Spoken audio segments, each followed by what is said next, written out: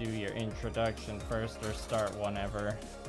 I just need like 1 minute to do my no worries. link spam. You get that get that promotion out there. I will say welcome to anybody watching the stream. My name is Fiverr, and I am co-streaming with Liam from Millennial Model Mayhem tonight. I'm going to be working on a Gundam, which I don't usually paint, but we're doing that tonight. Heck yeah.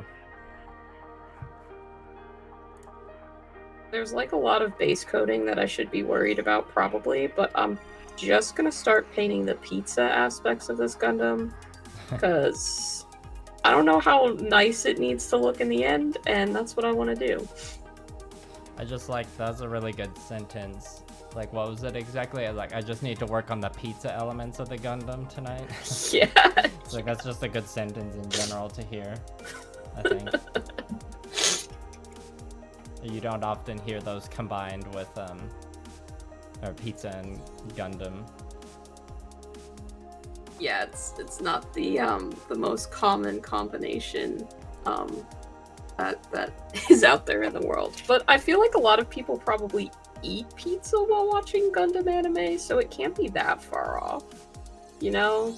Yeah, that's true. Pizza and like anime are like two things that go together very well. They do.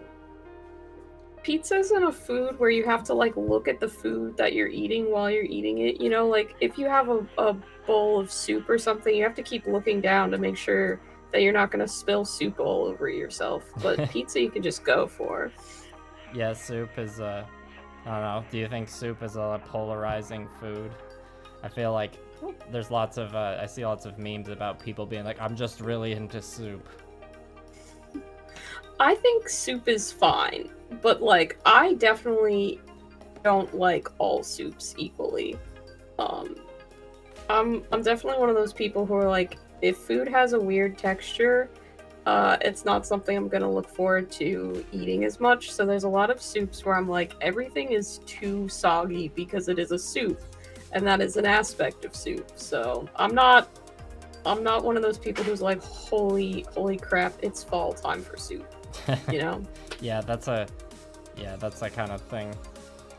I guess we forgot, or you did your introduction, I didn't really do mine. I'll get that out of the way quick. I'm Liam, Millennial Model Mayhem. Gonna paint minis this stream with Fiverr. And we're just streaming at the same time for fun, so watch whichever stream you like. But the thing is, you could watch both streams at the same time and just mute the audio on one and you get the same experience, more or less. So yeah. That's the idea. Yep. We'll be talking You always remember to say that, variety. and I I forget. Always like, oh yeah, I should say that, and then you got my back and you remember to say, people pull up both streams, mute one of them, that way. I feel like it's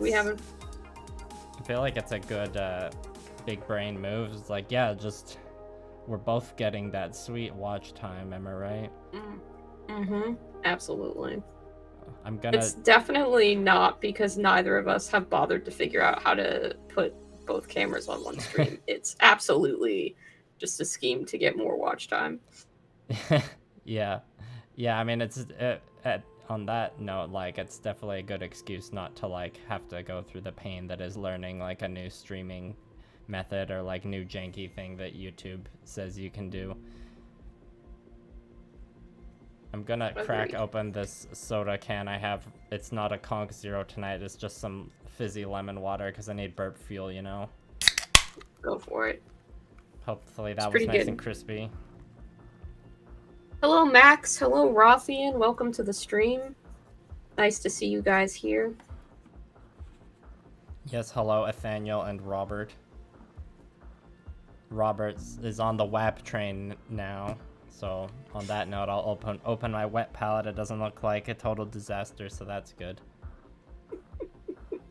Just like that you call it a WAP. It makes me laugh every time. Glad you think it's funny. I feel like sometimes I'm at risk of overusing the joke. No, never. You know, Ethanol brings up an an interesting point about Code Geass, the anime. Have you seen that anime? I have not seen it, but I've heard of that one, so I've like at least seen it come up in my Netflix or whatever, Hulu, whatever it's on. I've seen it in the suggestions for like animes that you should watch. There's a bunch of like really obvious Pizza Hut product placement in it, just like for no reason other than like, yeah, Pizza Hut. You told me about this. You told me about this before. It's pretty hilarious. Cause like, and then it's literally the only food the characters in the anime eat, the whole anime, from what I remember. Maybe I'm remembering that wrong, but that's how I like to remember it. It's just they're always eating pizza, and it's specifically animated to look like Pizza Hut, and they even have the cheese stuffed crust, cheese pull, and everything sometimes. That's amazing. That's amazing.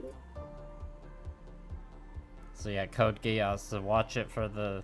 Or you start watching it for the mechs and the fan service, but then you just keep watching it for that sweet Pizza Hut stuffed crust cheese pull. Am I right? Yep, absolutely. And, yeah, hello, the Fanta Warrior. Hello, Josh. Josh says Hot D. We're gonna get to that. We're gonna get to that. Josh is really excited to talk about Hot D. Didn't he say something in your Discord about that? He did, yeah, and it's great because I have a spam bot in my chat also talking about Hot D of a different kind, so that's hilarious.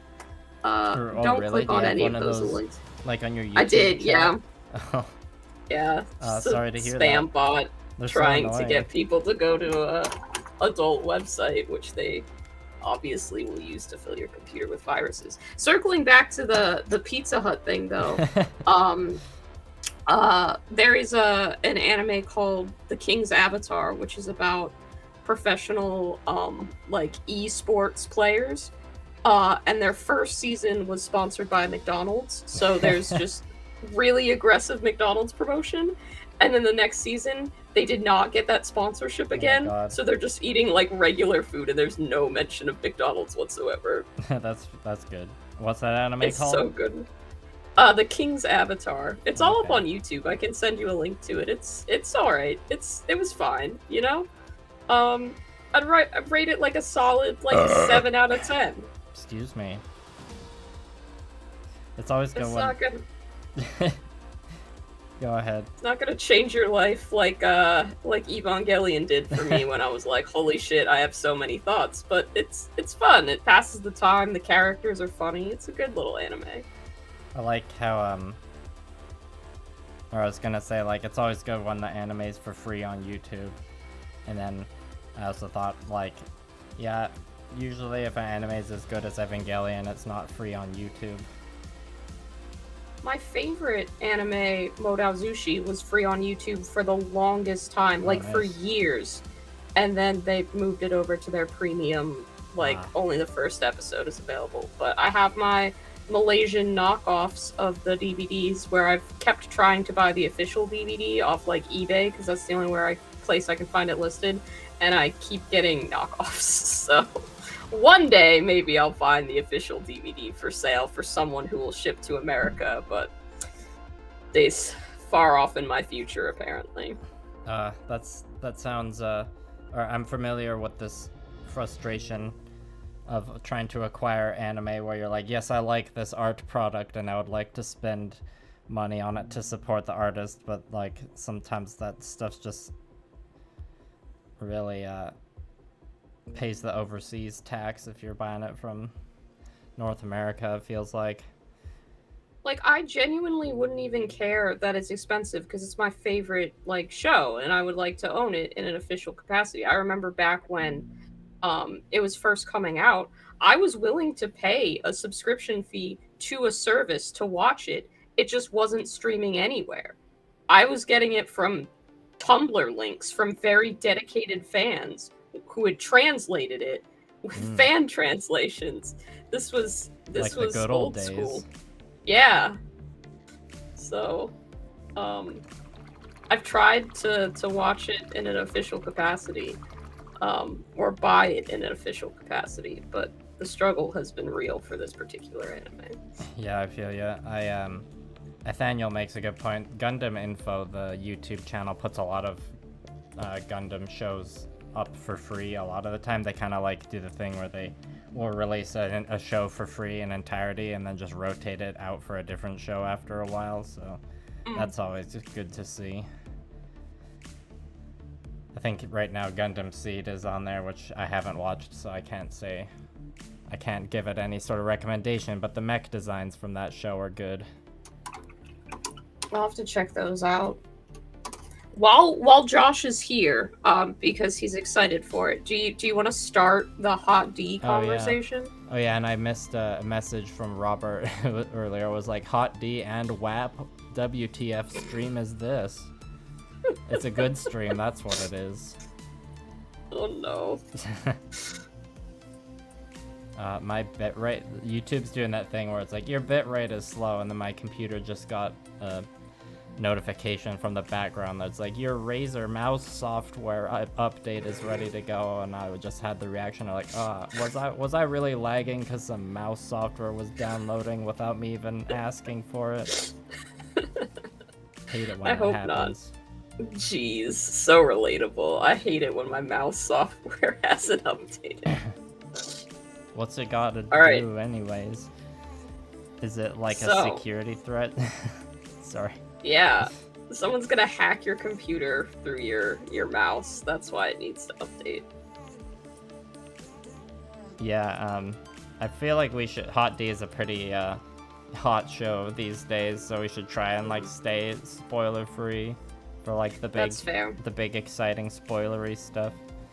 Okay, we're definitely gonna spoil episode 1. Like, you should have seen that by now. That's gonna be considered not spoiling. But anything beyond episode 1, I will consider, I'll either spoiler warning or try not to spoil at all. But, like, I do have to say the name of the characters and what they do in order to talk about the show, you know? Yeah, and episode 1 is totally free to watch on HBO Max or something. That's how I watched it. I watched it for the first episode for free, and then after that I was like, parents, I must borrow your account for research. Josh says he can only hear me through my stream. I've adjusted the settings. Let me know if that fixes it. Can you still hear me? Josh, could you let us know if you can hear Liam now? That would be great. Or I mean, can you still hear me, Fiverr? I can still hear you, and now Josh can hear you as well. So it looks like the adjustment that I made worked. Brandon has come in to ask a very important question, to ask if donuts are my favorite food. Very, very important question. I do love donuts. They are fantastic. My favorite donut would be a Krispy Kreme strawberry frosted with sprinkles. But they are not my favorite food. My favorite food is actually Korean barbecue, which isn't like sugary or sweet at all. But I do love some Korean barbecue. Specifically, pork bulgogi is great. Did you see bulgogi? Yes, I did. Yeah, me and Blue Parappa go to this Korean fried chicken place way too often. They have bulgogi fries, which are like, we just slam those. They're so good. That sounds amazing. When I come to Canada, you've got to take me there. Oh, for sure. Oh, hey, YouTube isn't giving me the slow bitrate warning, so maybe it literally was some unwarranted mouse update. Alright, Josh, another spoiler for you. Yes, there are dragons in House of the Dragon. There are multiple dragons. Yeah. Yeah, which was like ultimately what convinced me to finally break down and watch it. The same thing, I told you this story already kind of, but I'll tell it again for the stream about how like last year, YouTube, this happened with so many shows with me, YouTube will just suggest, you know, when you're swiping around YouTube on your phone, it'll suggest you YouTube videos that are like, you know, a big important scene from The Boys, or what's another one that happened recently? Invincible. This really like spoiler intense scene. Let's just put it across your feed, and we're gonna autoplay it too. And you know, if it's an interesting show, sometimes it's hard to look away, and then before you know it, it's like, oh whoops, the whole season finale got spoiled for me. And with the boys, that ended up with me still watching the entire show. Like, it was a good enough show, even though all the stuff got spoiled. It was still very enjoyable, and I don't regret watching it. But then it started to happen with Hot D when it started airing, so that's when I guess the seed was planted in the back of my head. I'm like, look, I'm enough of a fantasy nut and nerd that, like, you gotta watch this eventually. I mean, look at the dragons. That scene that got spoiled for you on the YouTube autoplay had some cool dragon stuff. So I just broke down and watched it, and had a good time. Josh, I worry you want us to talk about Laris for the wrong reasons there. What's Josh saying? So, he's asking how much we're gonna spoil because he's seen the whole season. He's like, I want to talk about Laris. That's the like the not Peter Baelish guy, right? Oh, Laris Strong. Yeah. Yeah, he was the one character that was pretty objectively evil, and like I had not much sympathy for him. I can say that without talking about spoilers. Yeah, it's kind of like if Vincent Price is playing a character or Tim Curry, you're like, yeah, it's not a spoiler that they're evil, that's just gonna happen at some point. Like, he was very obviously not a good person.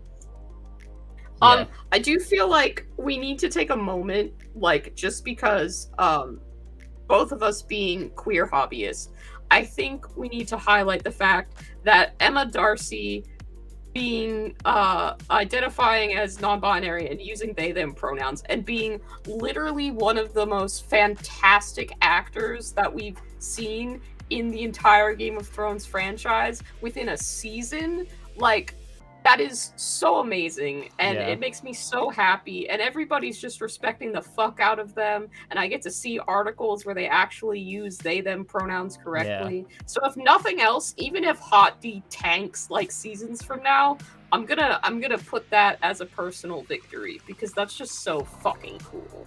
Yeah, they are a really good actor, and yeah, it's a huge W. All the acting was pretty good, I'd say, for the most part. There was only like a couple scenes where I was like, that fake cry isn't that good. There's no actual tears, but I was pretty engaged by most of the performances, especially Emma Darcy's. Emma Darcy's is fantastic. Some of the child actors, I'm kind of like, you know, it's fine.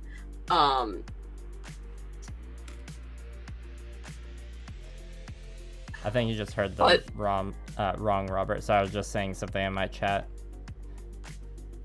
They were just pointing out that Emma Darcy, the actor that plays the Targaryen names, I'm so bad with names. Rhaenyra Targaryen. Rhaenyra? I always want to call them Rhaenys, but that's someone else, I think. No. I don't even know if that's a character, to be fair with you. I think you're making up Targaryen names. Look, I've been just... This week has mostly been painting and like having Game of Thrones lore or Song of Ice and Fire lore channel videos playing in the background, so my head is full of so many like Sir this and Sir that and Rhaenys, Aegon, Aemond. Yeah, everybody needs to stop naming their kid Aegon. Like, you cannot. That's such a bad name. It doesn't sound good, and there's like 5 of them at this point. Like, no one gets to put an egg on anybody else, okay? We're done with the eggs. This is not Game of Eggs. This is House of Dragons. But Aegon the Conqueror, though. Well, he can kiss my ass, okay? He's dead, and people need to stop naming their children after him. Yeah, fair. He was dead a while ago. Right? Yeah, Robert, we're just celebrating that Emma Darcy goes by they, them pronouns, and it's in a very big and popular show, and everyone's like, cool. Yeah, everybody's been respecting it, from what I can see. Like, there hasn't been, and you would expect there to be, but like, people who have written articles seem to be using the correct pronouns for them, and no one's been like really annoying about it in the media. At least none of the major sources that I've said. Like, it's not like someone's sending them a bunch of hate for being non-binary. Everybody's just being chill about it, which is really cool. I tried to time that one so I didn't interrupt you. I don't mean to ruin that sentence, but yeah. That was so well timed. Yeah. I guess I put a reminder in my calendar earlier today because I kept forgetting to do it, to add my pronouns to my like Instagram, but I can't remember if they're on my Instagram or Twitter, but I need to like go update those. I just thought that because we also neglected to do that in the intro, but I'm he him pronouns. Oh, I'm they them pronouns. Oh no, I think the wet palette paper I'm using right now is like really thin, so sometimes I accidentally like punch through it with my brush. Okay, it looks like I just need to lift up my palette paper to check there for a second. It was some paint gunk that's in the water. I thought that was like a tear in the paper, but it's all good. Never mind. Cool. So speaking of Hot D, without spoilers, that is going to be a little tricky. But like, what did you think of it overall? Did you have a good time watching it? Oh yeah, kind of like, near the beginning, it was similar to feelings to what you said about like it kind of being overshadowed by Game of Thrones, by the Phantom of Game of Thrones, because it ended in such a massive train wreck. But then by episode 5, I was like, it felt definitely like it had come into its own, and it was the fully formed Hot D it was meant to be, you could say. Agreed. Definitely agreed. Brady, hello. You had a message redacted in the chat, so oh, yeah, don't know what that means. Also, hi, Owen. I don't know how to make your message not redacted, Brady. I'm sorry, but you said Phantom of Thrones, and yeah, very much so. I feel like the first episode or two, you're worried about it being just Game of Thrones again, but by episode 4 or 5, it really finds its own identity, and I'm just like, yeah, I'm watching something different and something really good. Yeah, it was like, I felt like more honed in on the whole like politics drama side, which was good. And its time skips are really helpful as well to differentiate it, because I feel like with Game of Thrones, you're literally going through day by day or week by week, but with Hot D, it'll be like several months later, and it doesn't specify the amount of time, so you're almost playing catch-up to figure out where you're at. Yeah, that game of catch-up was good sometimes, but sometimes it was a little jarring. Like, when the big time jumps happened, I was like, it was a little jarring for me, but I'm still a fan of time jumps. Yeah,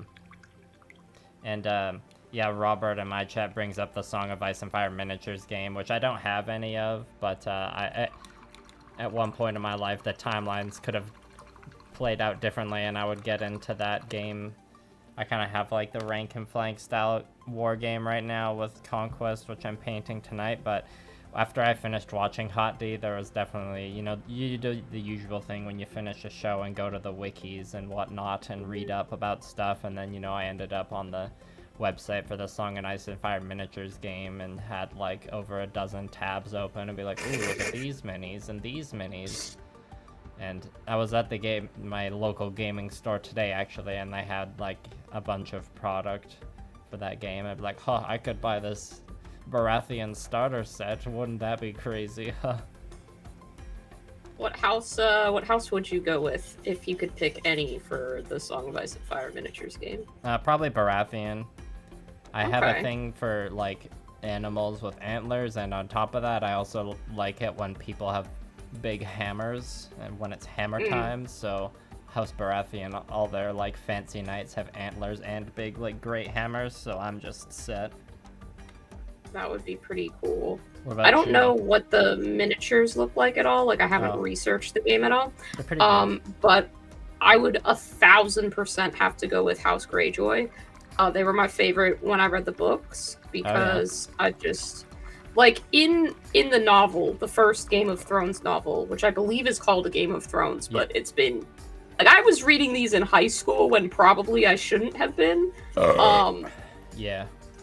Like in the middle of physics class and stuff like that. I have dyscalculia. I was not going to pass like math with a good grade, so I just kind of gave up and then guessed my way into C's and D's, which worked. I mean, I graduated college, so it all worked out in the end. But I distinctly remember thinking that Theon Greyjoy's name was kind of interesting. Like Greyjoy as a last name, I just thought was funny for some reason. And then the only thing that he does in like the first book is someone gets executed. I don't remember who. It's probably not an important person. It's probably just another like Game of Thrones somebody dies, because I think it's the scene. If it's the first book, then it's probably Ned Stark. No, but it wasn't Ned Stark, because it was Ned talking to his kids, I think, about the whole he who passes the sentence should swing the sword thing. Yeah. So I think he had to like execute some deserter from the Night's Watch or something like that. Like episode 1 shit. Not very important. Yeah, I know what you're talking about. But Theon like just kicks the dead guy's head and laughs. And I was like, is that where he got the name Greyjoy from? Does he just have a really twisted sense of humor? And then I thought that was kind of interesting. But then later learning that they're basically pirates and the Kraken is their sigil, I thought was cool as hell. Yeah. So I'd probably have to go with House Greyjoy, despite all the shit that happens with Theon later in the books. Yeah, it's interesting, or it's funny that you say Greyjoy, because in Robert's original message, he said he has 30 to 40 points of Greyjoys, and then later on they said, we do not sew. Looks like I have to switch to Sugar's stream. Sorry, MMM. We do not sew. Yes. It's a cool house motto. And because I am changing my name legally, I did for a time consider Greyjoy as a last name. Like, I seriously considered it for about 4 weeks. But awesome. I decided that Fiverr Greyjoy does not sound very good. It just didn't sound good as a last name with my first name, so it was rejected. But it was seriously considered. Yeah, and then everyone will associate you with like Game of Thrones TV version, Euron Greyjoy, and that like train wreck ending. So in hindsight, probably a good move. Yeah.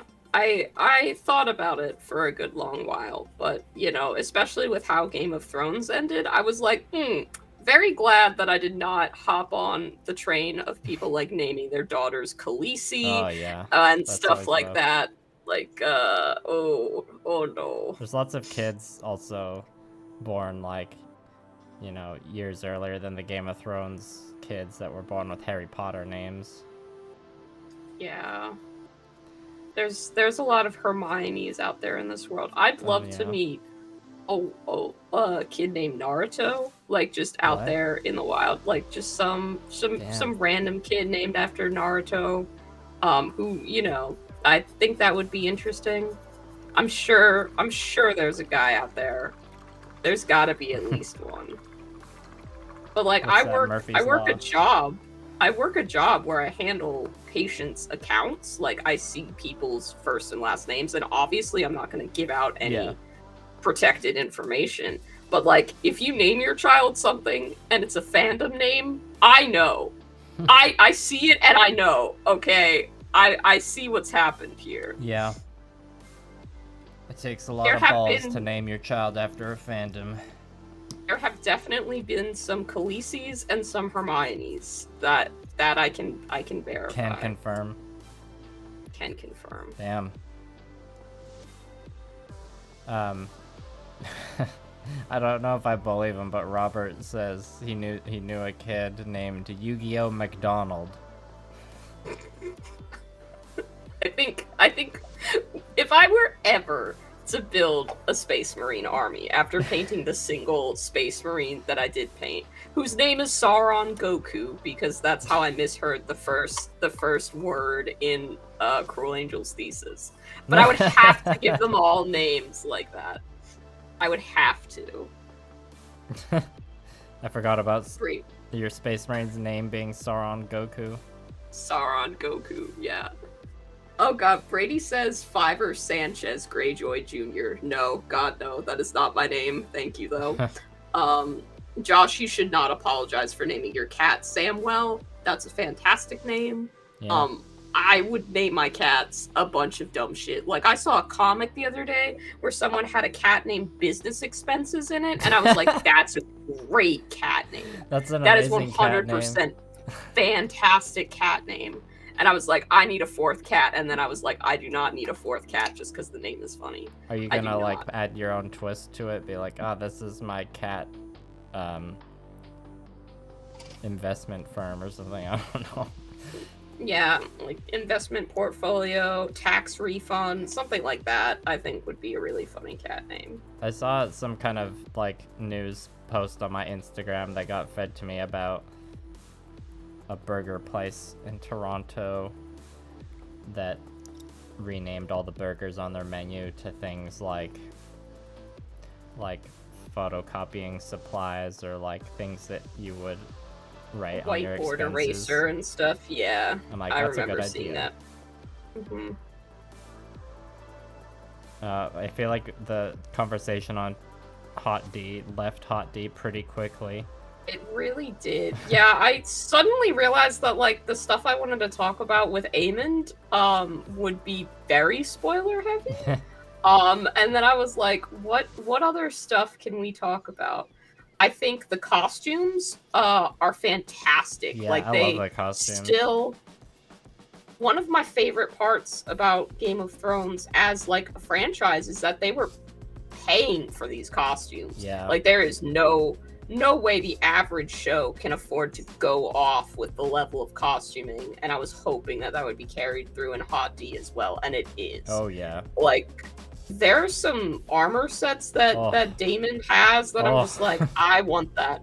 I want that so bad. Yeah, I was gonna say, like, before Hot D, I was like, Matt Smith, I'm not really into Doctor Who at all, so I like hadn't really watched anything with him. But then, you know, he was in that, he had that starring role in the hit film Morbius, which I haven't seen, but I have seen that dancing scene with Matt Smith many times. You know the one? Mm-hmm. So, and then, yeah, watching Hot D, I'm like, damn, that's some sexy armor, Matt Damon, because I kept accidentally calling him Matt Damon because he plays Daemon Targaryen. I think that's fair of you. I honestly do. Did you ever make that mistake? I did not, but I had watched Doctor Who a fair amount, so I did know him as, like, Matt Smith beforehand. And I think that made it easier for me to differentiate between the two. Yeah, Matt Smith, when he's swinging that sword, it's a sight to behold, let me tell you. And also, his dragon was pretty good. His dragon's the best design, in my opinion. Oh, yeah? I like his dragon the most, yeah. Caraxie's your favorite dragon? Caraxie's for best dragon, absolutely. Yeah, he's a pretty spicy noodle, like, literally. Mm-hmm. Absolutely. And it's the big boy Vargas? Vagar. I was close. Yeah, there's the human names and then the dragon names on top of that. Good luck. Like, there'll be a quiz next week. Well, like, one of them is named like Dreamfire or some shit like that, and then you have Vagar, Sea Smoke, Caraxis. Yeah, Sea Smoke is a cool name. I approve of that one. I forget what I forget even her name. There's so many names to keep track of. Oh yeah, hers. But, like, yeah, I can't remember what hers is called either.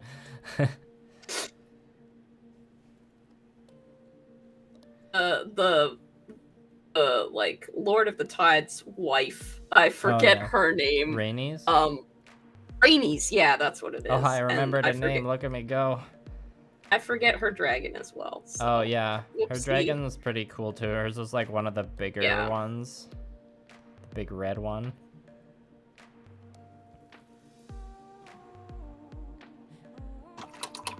I did like the contrast between the two different tournaments that are presented, because fairly early on in Game of Thrones, you have that tournament with Loras Tyrell, the Knight of Flowers, winning, well, fake winning over Sansa when he's really thirsting after Renly, which, yes, fair, let's have that happen. But that's like your... Sorry. That one just came out on its own, I swear.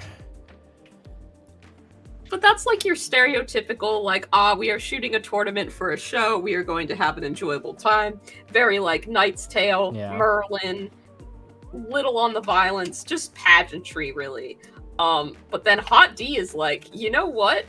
These tournaments were very bloody and very violent, and I thought was a great way of trying to, even in a world of Game of Thrones where you already know that it's going to be super violent, and because they can get whatever rating they need to, basically. You're like, the blood and sex is already just a conceit of you watching a Game of Thrones product. But they did well to kind of set the tone that, yeah, this is going to be right from the get-go. We're sticking with that. Gore confirmed. But it was like, it came in pretty short bursts with Hot D. I found like there was a lot of episodes that went by where like barely anything R-rated happened, but it was still like an engaging episode, you know, for that sweet Hot D as in hot drama. Yeah, absolutely. Not that there needs to be something R-rated for a show to be good. I want to get that out of the way. Like, that's not... I don't watch Game of Thrones specifically because it's R-rated or anything like that. That's not what I'm looking for. If you just throw a bunch of blood and sex on the screen, that is not going to hold my interest. So I'm glad it had an engaging plot. The one thing I was like, I feel like the like season, if we're comparing it to season 1 of Game of Thrones, I thought season 1 of Game of Thrones had a lot, like, I had more and like better sword fighting scenes. Like, I love me a good, you know, like well choreographed clang clang clang sword fight. And there's like a few pretty choice ones in Game of Thrones, and Hot D had a few, but I still felt a little wanting. But I guess like this season 1 is just kind of like the prelude to the big like whole story that's included in that the book. Is the book called The Dance of Dragons? I don't fucking know. I don't know. George R.R. Martin is off doing a bunch of random projects and may finish his books at some point. I tend to doubt it. How many of them? I think he's just... I've read all of them. Okay. All of the ones in the Song of Ice and Fire anyway. I haven't read the one that House of Dragon is based off, because once I realized that he was just kind of putzing around writing random shit, I was like, yeah. But the thing is, I read those when I was in high school. I do not remember them very well at all. Like, that was a long time ago, so when the new one comes out, I don't even know if I'll read it, because I'll just kind of be like, yeah, whatever, I'll just read a Wikipedia summary of this. I would have really cared if it came out a while ago, but I don't even remember, like, a lot of the plot differences, because there's just been so much time, and they're such dense books. Yeah, I only read the first 2, and I enjoyed them. But I hated the perspective switch. It was so frustrating. I'd be getting, like, really into, like, a good, like, Jon Snow chapter, or a nice Dany chapter. And then it would be like, oh, you know what you get next? Catelyn Stark. And I'd be like, fuck this shit. I don't want to read about her. She's my least favorite. Like, I hope something terrible happens. Damn. Boy, did I get that wish granted. You sure did. Yeah, it's, I can get why for, like, diehard Game of Thrones fans, the pace at which he's, like, working on other stuff instead of finishing the series. Oh, I messed up that verb. I can understand how that would be, like, very frustrating. It's fine, though. Like, as I've mentioned before, I've written a lot of Bloodborne fanfiction, and at one point I had finished 2 of the entries into a 3-part series, and each novel I was trying to, like, accomplish a different thing, and I had very much decided I wanted to try and write something with alternating perspectives in the same way that Game of Thrones was, and a similar length to a Game of Thrones book. And I got to a similar length, and I did alternating perspectives, but I got really tired of writing, and I took a break, and then I couldn't remember any of my plot or who any of the characters were. So I just stopped and never finished the third entry into that, which people would occasionally ask about. And I would just be like, yeah, I don't remember what's happening at all or what my plans were. It doesn't have a conclusion. I am so sorry, but I'm a human with an actual life, and I just don't remember the fucking Bloodborne fanfiction I was writing. I feel like George, I mean, he's a professional, obviously, and I was a college student writing fanfiction for a video game, so there's a world of difference between that. But I do also feel like he may forget what his plot and characters are at some point in time. He is getting up there in years. Yeah. Did you ever read the Wheel of Time fantasy books? I did not. I never had those recommended to me. I know they're like a classic now, but I never got around to them. Yeah, I read the first 6 of them, but this was way back in like junior high mostly, like late junior high. So same situation where like I would forget if I went back to like pick up the 7th book, but you know, he was taking a while to finish the series too, and then he ended up passing away before he finished it, so they had to get Brandon Sanderson to finish this book series. I feel like Brandon Sanderson is a man that I would trust to finish most things. Yeah. He seems pretty good. Apparently Also, Josh says Wheel of Time is bad and he hates them, so sorry, Josh. Okay. I haven't watched the show, but that's something I've been meaning to check out because I read the first 6 books. And I remember them decently fondly, but those books were also just very dense with lots of politics. And like, I found the beginning and end of each book was really good, but then the middle was always, or not always, but a lot of the time a bit of a slog. And when I got to book 6, I was like, I can't do it anymore. I want to read something else. And that was when Robert Jordan was still alive. And that's yeah. very fair. I have a lobster with me now. He is demanding cuddles and pets. Was it lobster the other day on that stream of yours I was watching, where you like was up like full on up on your lap while you were painting? That was pretty epic. Yes, that's what he's doing right now. He is trying to get comfortable, and I'm trying to convince him to sit somewhere else, but I don't think I'm winning this battle. He's very demanding today. Hi, buddy. Hi. Classic cat move. It really is. He might purr loud enough that people can hear it. I'm not sure if that will happen, but we'll see. Sometimes he's loud boy. Well, maybe we'll circle back more to Hot D later, because it's been a while since you've given us a JoJo update. So you're watching part 4 now? I'm on part 4 still. Well done. I'm trying, but like, oh my god, I don't like anybody, and like Dio is presumably dead, even though I know he's probably coming back later somehow in some bullshit form. But they don't have a very interesting villain.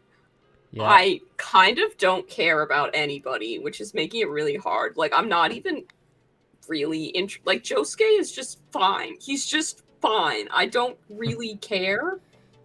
Josuke's a bit of a bitch. It's okay to say that. Yeah, he really is. Okuyasu is, like, usually the kind of character that I would enjoy. Like, I like the dumb ones. But he's really dumb, and it's not enjoyable. What episode are you on? Or like ish? I just watched the episode where they win the lottery by using that weird kid stand. Oh, his stand is just a bunch of bugs. Oh yeah, okay. They get the fucking lottery ticket, and then he's like, "Oh, screw you! I don't want to share the money with you." And they're like, "We're gonna beat you up until you do." And he's like, "My stand's better than yours." And then they're like, "Our stand is better than yours," and they just sort of have a dumb battle. And then they go, "Aura, aura, aura." and then they win the lottery. Like, what the fuck? How do you resolve this by them actually getting the thing that they were after when they're all being shitheads about it? It's stupid. Yeah, it's fine. I hate it. You're at like the right before the part in the show where the main like villain of part 4, like where they have the first encounter with him. I will tell you that it's not Dio, so that's okay. I'm fine with it not being Dio, but I want someone interesting to do something. Oh, they're very interesting. Don't worry. Yeah, I remember noticing that about part 4. Like the first big chunk of it is like just a bunch of like a stand user of the week, if you will, you know. It really is. And then like that the entire Fanta Warrior has asked when I'm painting, and that's a good time to refresh people on the fact that I am in fact painting a Gundam, which I don't usually do. This is the first Gundam I ever built. He's gonna have giant pizzas on his shoulders, and I'm slowly painting them. But it's gonna be taking amazing. some time. Just trust the process. It's gonna look great. Oh no, Nathaniel says he just skipped to part 5. Listen, I'm not gonna skip. Yeah, if I'm gonna say that I watched JoJo's, I suffered through part 3 and all the weird piss jokes in that, so I'm gonna tough it the fuck out. Piss jokes. But like, it's getting really bad because I feel like they're just throwing ideas out there right now. They're like, ooh, what if we had a ghost episode? What if they won the lottery? What if there was an invisible baby? Oh. What if this lady's hair was also a stand? What if you could punch the elements of spaghetti back into their component parts? Like, it's just so stupid. Like, I usually can look at JoJo and be like, that was dumb, but I'm having a good time. Right now, I'm just like, I am not having a good time, and that was stupid. Yeah, I mean, I was gonna say that first chunk of part 4 that we're referring to, it's funny. I feel like such a JoJo apologist, but I'm like, and I also feel like a broken record, because I'm like, no, you're like right before the really good part, and you're probably like, he's just gaslighting me this whole time that JoJo's good, actually, but it's not. Oh no, I fully believe it. JoJo is not meant for me. Like, I am not the target audience for JoJo. Overall, I would never recommend this show to anyone. I can't say that I'd like it, okay? Like, if you were to be like, I'm putting a lie detector test on you, do you like JoJo? No, I don't. I think it's pretty ridiculous. Sometimes the fashion and character designs are fun, but overall, it's not great. I'm having a very good time because I get to send you my reactions and talk about it. And like, that's fun for me because I consume way too much media and it's fun to yell at someone about what I'm watching. But if I had just picked this randomly on Netflix to be like, ooh, let me check out what all this JoJo Bizarre Adventure shit is about, I would have stopped easily mid-season 2. Yeah. Yeah, it's funny, but totally believable. And yeah, I think the entire first chunk of part 4 kind of just like rests on the shoulders of that episode with the Italian stand user. Maybe that's We've had Italian stand users before. We had Caesar. Well, I guess he didn't technically use a stand. He was doing weird shit with bubble guns. But like, you know, same nonsense, different name. Yeah, and then for a second I thought Caesar was the one with the steel clackers, but that's Joseph. He's got them steel clackers. Which is dumb. It's fucking stupid as shit. Yeah, so they barely bad. come up too. They really do. Like, for all that's featured in the intro, like the opening with them, they're hardly relevant, which is fine. But like, I hated him as a protagonist. I was like, this guy's a dick and I don't like him. And then I watched season 3 and I was like, this guy's a dick and I don't like him. But as that's gone on, I've slowly missed all of the previous protagonists so much. I'm like, man, if only. But like, they keep giving them to me. They're like, oh, what if old man JoJo is gonna be here for an episode? Oh, what if Jotaro shows up for an episode or two? Like, no, just fucking stop. I was very triggered when Jotaro first showed up in part 4 because they changed, you know, his character design where his outfit's mostly white. and then his fucking like black hair, which was like, there was that dumb joke in part 3 about like, oh, where does his hair end and his hat begin? It's unclear, but now they just fucking made his hat white, so his black hair just blends into the hat with like a black to white gradient. I'm like, when that happened, I was like, oh, I hate that so much. I also hate the fact that he's just like, I'm a marine biologist now. Like, you showed no interest in marine biology, and like, there was every opportunity for you to. You were on a boat. I'm pretty sure you had to like punch a shark to death or something. Like, at one point, they were fighting something in the water. I don't remember what kind of bullshit stand it was, because it's been a while. But like, he could have showed an interest. There were definitely opportunities. Yeah, honestly, it's a huge meme that he's a marine biologist.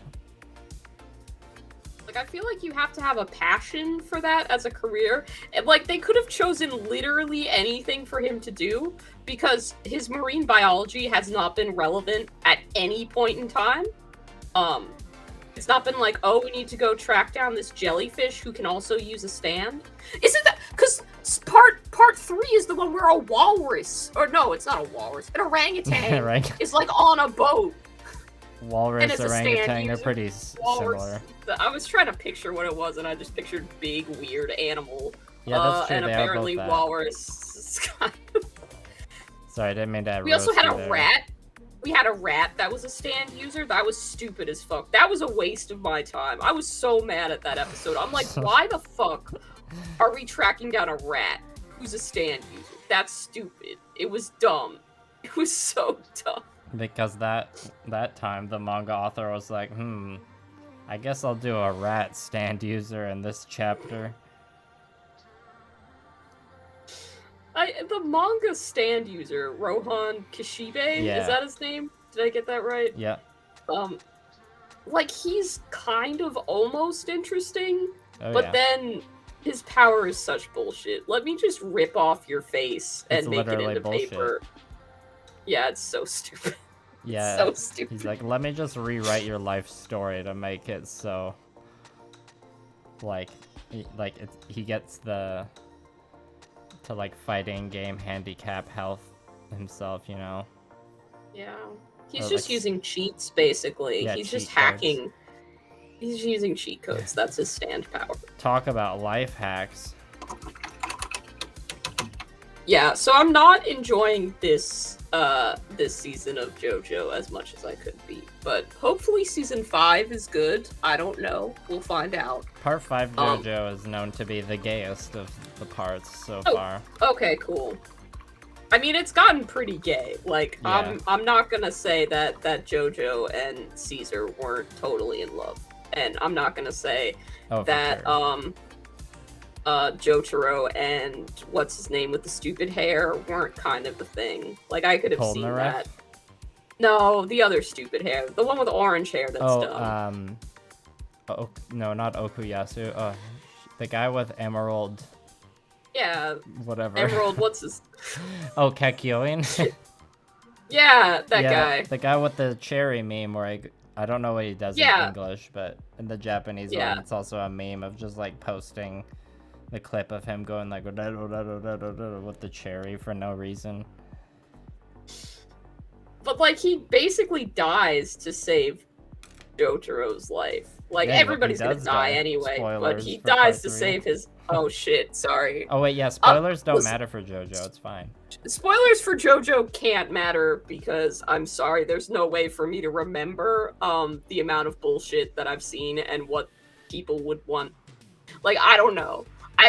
If someone spoiled what happened in JoJo for me, I wouldn't be mad about it because there'd be so much bullshit you can't condense into a single spoiler that I'd still watch the season.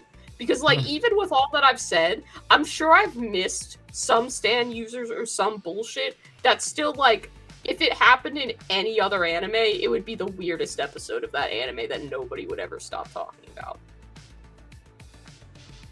Yeah, like, you put a rat stand user in any other anime, and people would be like, yeah, that one episode where the rat has a fucking Gatling gun and tries to kill people is really weird.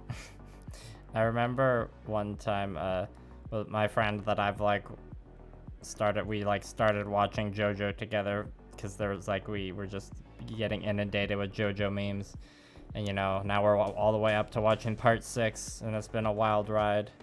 But where was I going with this? Was the oh yeah, we were like coming upstairs after watching some episodes, and I was just like casually chatting with him about it, and we had just watched the episode in part 3 with the baby. Yeah. That like the baby that like has the stand that interacts with you in your dreams and stuff. And so we were walking up and upstairs, and I was like, well, I'm glad they didn't have to unalive the baby in that episode. And my roommate like pokes his head in from the other room. He's like, excuse me, what were you watching? Yeah. I feel like if I don't disclaim the fact that I'm talking about JoJo and then say half the shit that happens in JoJo, people are gonna be like, yeah, I can't follow that. I was messaging my friend Adam about Chainsaw Man just because I feel the need to give him information about anime when he doesn't watch any, because I'm a gift to this world, and he really enjoys the fact that every Tuesday he gets a random Chainsaw Man fact. And for the past 4 episodes of Chainsaw Man, I'd been able to say stuff that made sense. I had been like, oh, there's a cat in this episode named Meowie, which is kind of funny. Or like, I have been watching Chainsaw Man, and he does in fact turn into a Chainsaw Man. And he's like, okay. But at episode 5, I added too many details about what was going on, and I was like, this is the point. I'm into this anime too deep that I can just casually say stuff about it and have people understand what I'm talking about it. That will not absolve him of his Tuesday Chainsaw Man fact, but it does mean I'm in too deep. Yeah. I will not give any Chainsaw Man spoilers because it's new and people have not had a chance to watch it. Yeah, same. I've only watched 2 episodes and they were very good, so I definitely would like to avoid spoilers because I mean, the paying attention that I do to like the new anime seasons online, it seemed like people were pretty hype about Chainsaw Man, and I'd never heard of it before, other than like other people describing it when they were talking about hype for the anime. And yeah, those first 2 episodes were very good. And solid as fuck. Puchita was extremely adorable, like right away. Yeah, they're gonna make 1 million Puchita plushes. Oh my god, yeah. Like, I remember I saw some Puchita plushies, on Twitter or whatever before I watched the show. And people seemed like pretty excited about it, but I kind of scrolled past pretty quickly. But then once I saw him in action in the show, then like, I was immediately like, oh my god, I want a Puchita plushie. Yeah, I kind of want one, but I need to know how this show ends before I purchase any merchandise from it. Yeah, like, I think you can understand why I have my reservations about it, just based on the first 2 episodes and some of the themes we're exploring here. I'm like, yeah, I'm gonna need some context. Yeah, it's definitely fair to withhold merchandise purchases until the finishing of any show. So, especially like I'm in the neighborhood of I want to start getting some anime tattoos, and I'm like, I should probably only get tattoos for animes that have actually finished. Yeah. Like, I'd love to get a Haikyuu tattoo. I fucking love that anime. Have I watched the movies and the final season that hasn't come out yet? No, I haven't yet, so I should hold off on that, probably. Yeah, you might get heat from Haikyuu fans if you got the Haikyuu tattoos, but you haven't seen all the Haikyuu content. Yeah. I mean, I don't those like movies are just recaps, but you never know. Yeah. Haikyuu doesn't strike me as one where it would do anything like Game of Thrones and have a really shit ending, but like I guess it could, and then I could be like, yeah, I'm glad I didn't get that tattoo. Yeah, I only have 4 tattoos. None of them are pop culture related, but pop culture related tattoos have definitely crossed my brain when I was like brainstorming the tattoos I did want to get. I have 5 tattoos right now, and I need to get more. Yeah, my 5th one was to get a candy with the number 5 on my hand, so that nobody would have any excuse to forget my name, because it would be right there in front of them. And it's in every video now, so anytime I'm painting, it's like, yep, that's me. No one can really deny that, which is fun for me. I quite like that. My friend said that's the most on-brand tattoo I've ever seen, and I'm like, yeah. It really fucking is. Yeah, your branding's hella strong. Thank you. So it's really just who I am as a person. I say your branding is so strong it like breaks out of the shell of being just internet, and it's like IRL branding as well. Yeah. I mean, people are like, how do you come up with these ideas? And I'm like, it is literally just me thinking about shit. Like, there's no process to go through there beyond divine inspiration. I literally am just always thinking about how to make something look like a food. Just how I am. The hobby world needs people like you. I don't know about that, but it's certainly getting me whether it wants me or not. Yeah, that's the spirit.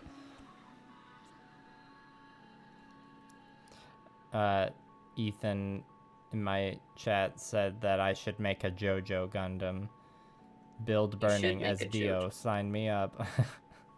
Yes. Oh, and Ethan said that the Chainsaw manga is fucking fire. Yeah, I want to read it, but I'm not smart enough to know where to find it. And not have to purchase all of the volumes, because I can't afford to buy like 20 volumes of a manga. Probably more than that, okay? I can't do it. I would love to read them. I don't know how to do that online. So, yeah. That's the barrier to entry for me reading them. And I think at this point, for Chainsaw Man anyway, I'm probably gonna just like watch it as a show. And try not to have it spoiled, because it's pretty fire, and from what I understand from TikTok, it's been sticking to the manga pretty closely. Not that TikTok is an infallible resource, but people seem happy. Yeah, Ethan was, or Ethanol, I had to approve one of his messages about Chainsaw Man. Just because of the language. Oh, okay, yeah, no, there was an F-bomb in there, but it's okay. Me and Fiverr have been swearing. I swear a lot, so yeah, sorry if anyone's... Actually, I'm not sorry if anyone's offended. I'm gonna use the language I want to use on my own channel, which is not in any way monetized, so, because YouTube's like, not enough people have watched your channel for enough hours. You can't have money. Don't be like that. Yeah, that reminded me of something else. I'm getting distracted by my palette again. It's okay. Ethanol commented quite a while ago to say, oh yeah, the pizza Gushin, and I'm like, yep, that's the boy. He's getting painted. I want to paint his underframe like a really bold red as well, but I don't know if I'm gonna do that, or if I'm gonna be too lazy and decide not to do that. So we're gonna see. Depends. Are you? I'm guessing you're probably not gonna do the like full Gunpla builder thing and like fully disassemble it and paint it. He's kind of in 2 parts. He's like a torso part and a leg part, and that's where we're gonna be for today. I basically put on a brown coat for the parts that are gonna be pizza, and then I'm putting on a yellow coat over top of that basically covers most of it, but leaves just a little bit of the brown to look to act as the pizza crust, and then the yellow part's going to be the cheese. And then we're going to add some toppings eventually. Probably mostly pepperoni, since that's pretty recognizable, but that's where we're at with that. Nice. Oh, congratulate Cryos in my chat. They just bought their first Gundam, apparently. Oh, Good hell job, yeah. Cryos. What Gundam did you buy? It was the entry grade RX-78. I think that's the one I sent you when I sent back the Gloomspite Gits model. Ah, yes. I still haven't built that one. I don't know why. I could literally just knock that out because it doesn't look very complicated. It's like the most Gundam-y Gundam ever. It's, you know, like the Luke Skywalker of Gundam. He does look very basic, but like not in a bad way. Just as in like, yeah, it makes sense that most people paint a Space Marine as their first Warhammer 40k miniature. Yeah, literally, yeah. It's like the Space Marine equivalent thing, you could say, almost. Like when Rahul Kohli, the actor, started painting Warhammer miniatures, I was like, I so want you to pick something more interesting. Right? I know you're gonna pick Space Marines. And what did this guy do? He picked Space Marines. I'm like, yep, that tracks. It's really fun to see though, like people send him stuff and he's really psyched about it, and like you can tell he's been watching all the YouTube channels because he like posted about his hobby zone setup that he's bought. He's assembling all the little tables and stuff. Yeah, I saw that on Twitter. When I first saw it, he came up because he was tweeting about being in Vancouver. He was like, will someone here, he just like tweeted out, be like, yo, I'm in Vancouver, can someone here like teach me 40k? And then the people from Play on Tabletop, the like YouTube channel that does battle reports, ended up replying to him, and they like met up and posted pictures and stuff. And that was how I found out that Play on Tabletop was Canadian, which was a fun fact. Like I've been to Vancouver many times. Maybe one day I'll get to be on Play on Tabletop. They play a decent amount of Conquest on there now, so. Liam, can I tell you that? You know how I have this problem where I have a million Tau that I should be painting, right? Yes. Like, yeah. And I've specifically told my chat not to let me buy an entire army again. That was a bad idea. The fact that Games Workshop announced that they're going to have a Knight Battle Force box for Christmas, like... Oh yeah, I saw that. I want it so bad, it's disgusting. Like... I have not finished. I've started, but I'm nowhere near finished the Knight that I got that Froz was kind enough to give me at Gen Con, which was like one of the best, coolest things that have ever happened to me in my entire life. It's pretty. And I was like, okay, cool. I'll just paint one Knight, and then I'll have one Knight. It's a model I've always wanted. Like, that's fine. They're super expensive. There's no reason for me to ever need another Knight. But, like, the reality that for Games Workshop anyway, a semi-affordable Knight army could literally be there, because there's, like, 1,050 points in the battle box alone, and then I'd be adding another Knight to it. Like, I would have a Knight army. I could have a Knight army. And will it be 4 models? Because you have one Knight already? I have... So, in the Battle Force box, there's a big Knight, and I have the same big Knight. So I'd have 2 big Knights and 4 little Knights. I think there's 4 Armigers. Yeah, I was going to say, are those the Armiger Warglaives? I'm trying to remember them all. I stay pretty up to date with the GW releases, but I don't actually play 40k, so... That's the thing. Like, I don't play 40k because I haven't found a good 40k scene to play with.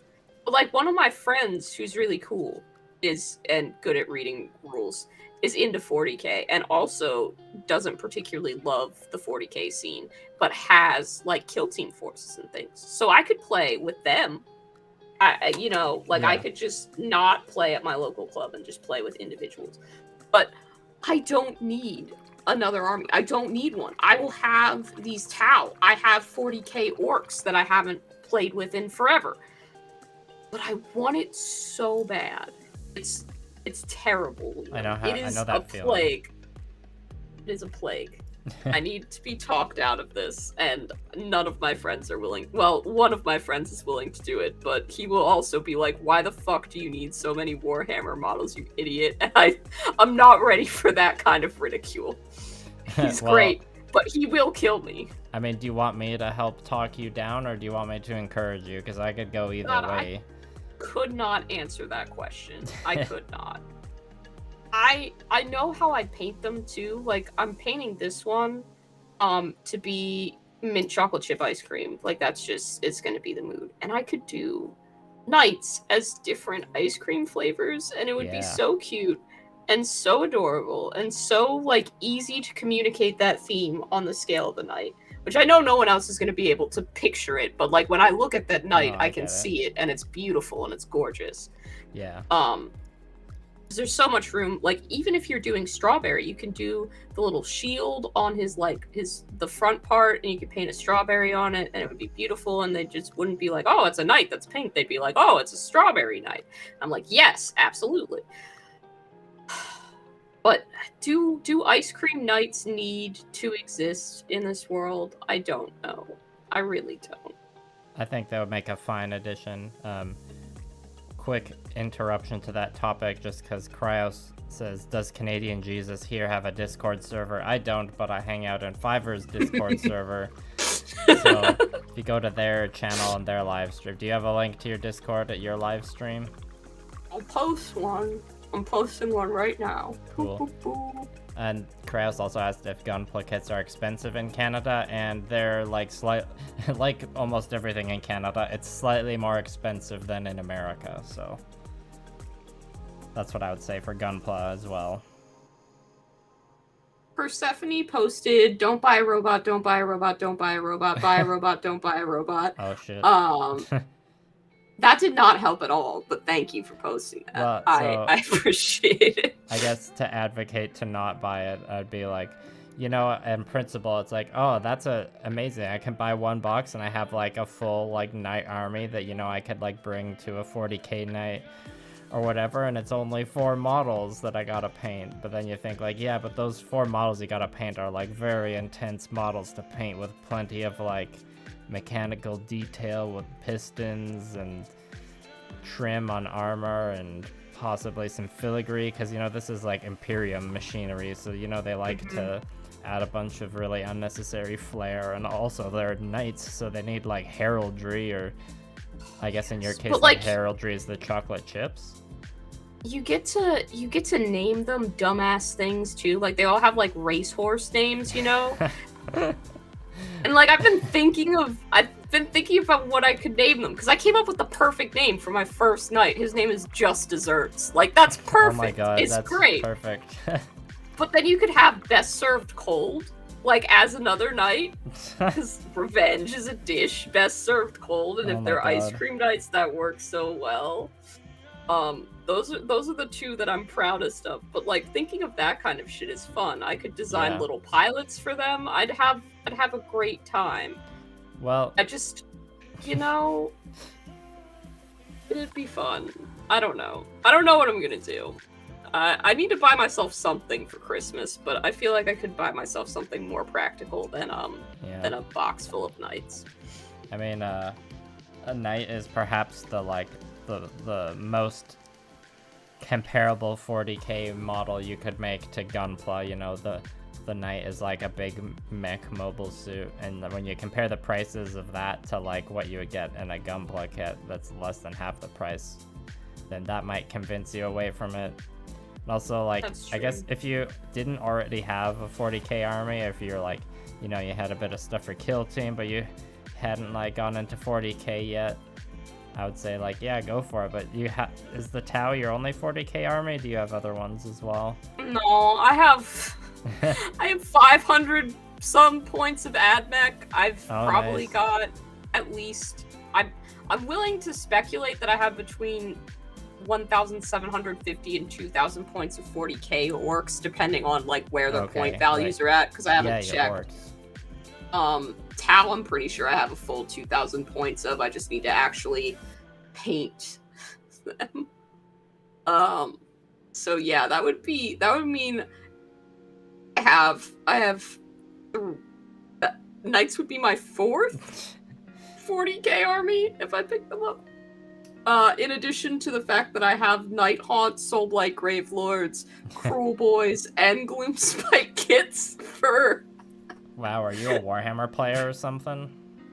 I don't really play half as much as I paint. And, like, that's the thing. Because people will be like, you buy a lot of Warhammer, and that's fair. But of those, I have all of the 40k orcs painted. The Nice. Bloom Spike Gits I don't super count because, again, that was the collaborative project. So, like, yeah, they're painted, but are they all mine? You know, like, sure. Yes. The AdMech are all painted, and I actually sold the models that I didn't want anymore because I chose a really complex color scheme that I didn't want to paint anymore. They're all done. My Cruel Boys are done. My Night Haunt are done. My Soul Blight Grave Lords are mostly done. I have a couple, like, character models that I would have to paint. But, like, I enjoy painting armies. It's a good thing to which enjoy. makes it... it makes it perfect for Warhammer, but I don't actually play as much as I, like, paint large quantities of minis. I've tried doing, like, squads. Like, I have the Warcry spider guys that I have, like, to paint, and this is the color scheme. They're, like, really bold colors, and I haven't finished this one, but he looks really great. He looks like he came out of a Creepy Crawler's factory toy, which is fantastic. And then I'm working on a Necromunda crew as well, which are going to be Dunkaroo inspired. I don't know if they have Dunkaroos in Canada. Oh, yeah, I think I saw those on your last stream. I remember Dunkaroos from when I was a kid. I don't know if they were, like, banned for being too sugary now or not. I know they were banned in some countries, I think. So, like, I have other projects that I can paint, that I should paint. That's a very familiar sentence. I do paint very quickly. I've painted over 100 miniatures this year alone. That's pretty I know impressive. for a fact, because I've been tracking them in my little day planner. Oh, nice. And once I actually finish the Tau infantry, I'll be adding another 25 to 30 models to that finished list. Solid. Which I don't know if I'll hit 200 this year, but I may well hit 200 finished miniatures. I will not, so that's very impressive indeed.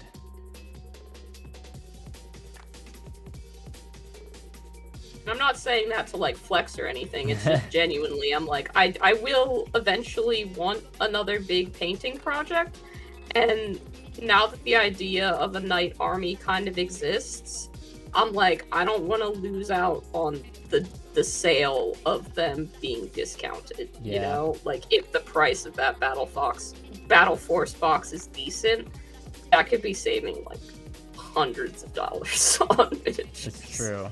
Well, which is what Games Workshop wants me to think, you know. That's how good old James Workshop gets you. If you do end up caving and buying the knights, I'll be sure to look forward to their names. Like, what was it? Served cold? Best served cold and cold. Just Desserts are the two that I have right now. Yeah, that's great already, so... Yeah, I'm sure I can think of more. And if I can't, I have a chat on my Discord full of very clever people who are always good at coming up with puns. They almost convinced me to repaint my entire Tau army just based on a pun. That would have been a mistake, probably. Yeah, it would have been. But it was Tau Boys to do them like cowboys. And that was a pretty good idea. That is pretty enticing. Yeah. Also, Brady's been trying to convince me to paint my Necromunda Ashwastes guys as McDonald's ones, and that's been pretty tempting. Like a bunch of different McDonald's items, or just like general red, just yellow like color? The McDonald's, colors. I just like my Dunkaroo idea pretty good, so I'm probably gonna stick with that one. That is a pretty good idea. Yeah, I think it's gonna work out pretty good if I stick with it. So that's what we're gonna do. I finally started painting pepperonis on the shoulder pads, and they look dope now. I'm probably gonna add some olives and green peppers too, because it's a pretty large canvas. So. Are you painting are there like raised, like round structures that poke up out of the shoulder armor that you're painting like pepperonis, or you're freehanding? and then it does also have these like weird rectangles sticking up out of it that I'm gonna paint red, not to like look like pepperoni, but just I think they look bad if they're just yellow, so we're gonna see how that looks. And if I hate it, I'll paint over it or try and make them look like a breadstick or something, I don't know. So many directions you could go, really. The people think I'm limiting myself by doing these food color schemes, but I swear putting the limitation on yields so many more ideas. Yeah. You gotta have something to like focus in on. I really think it would be fun as well if I had a knight army and like I brought it to Adepticon or something like that and put my knights in the golden demon case just so people would be like, what the fuck is that? That'd be a massive power move, and I support that. I don't know that I could, because like people that miniature painters and things like that who are, I guess, I don't know what to call other YouTubers that I've met and have like are friendly, you know, like I've met Brent and stuff like from Goobertown Hobbies, and he's cool. I don't know if we're like friends or colleagues or what. I would say friends, but I don't know what the like correct societal definition of a relationship like that is. I think you're safe saying friends. Friends, yeah. I just don't know what they would think if they saw a ice cream knight in front, like probably comparative to the other Golden Demon painters, a poorly painted ice cream knight amongst literally the best painted figures in the world. But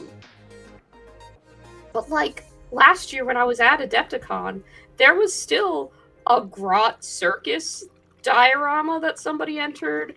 There was like a joke with 2 Space Marines that were painted in like a comic book black and white style that had a little speech bubble by them that said 3-color tournament rule. Let's just go enter the Golden Demon instead. Like there were funny things like that. And I'm like, it's not that. It's an ice cream night, but like maybe it counts. Maybe it would be acceptable. I just don't want to offend anybody, you know? I don't want people to be like, wow, the person who entered this is stupid and a butt face. And I'm going to be like, no. The only people that would think that would be butt faces themselves. I think most people would be like, damn, got mad respect for whoever submitted those ice cream nights. It would be great because most of the time when people put something in the case, they are painting at a very high level, and it's like, oh, which one is your entry? Because they're all so good, I cannot tell.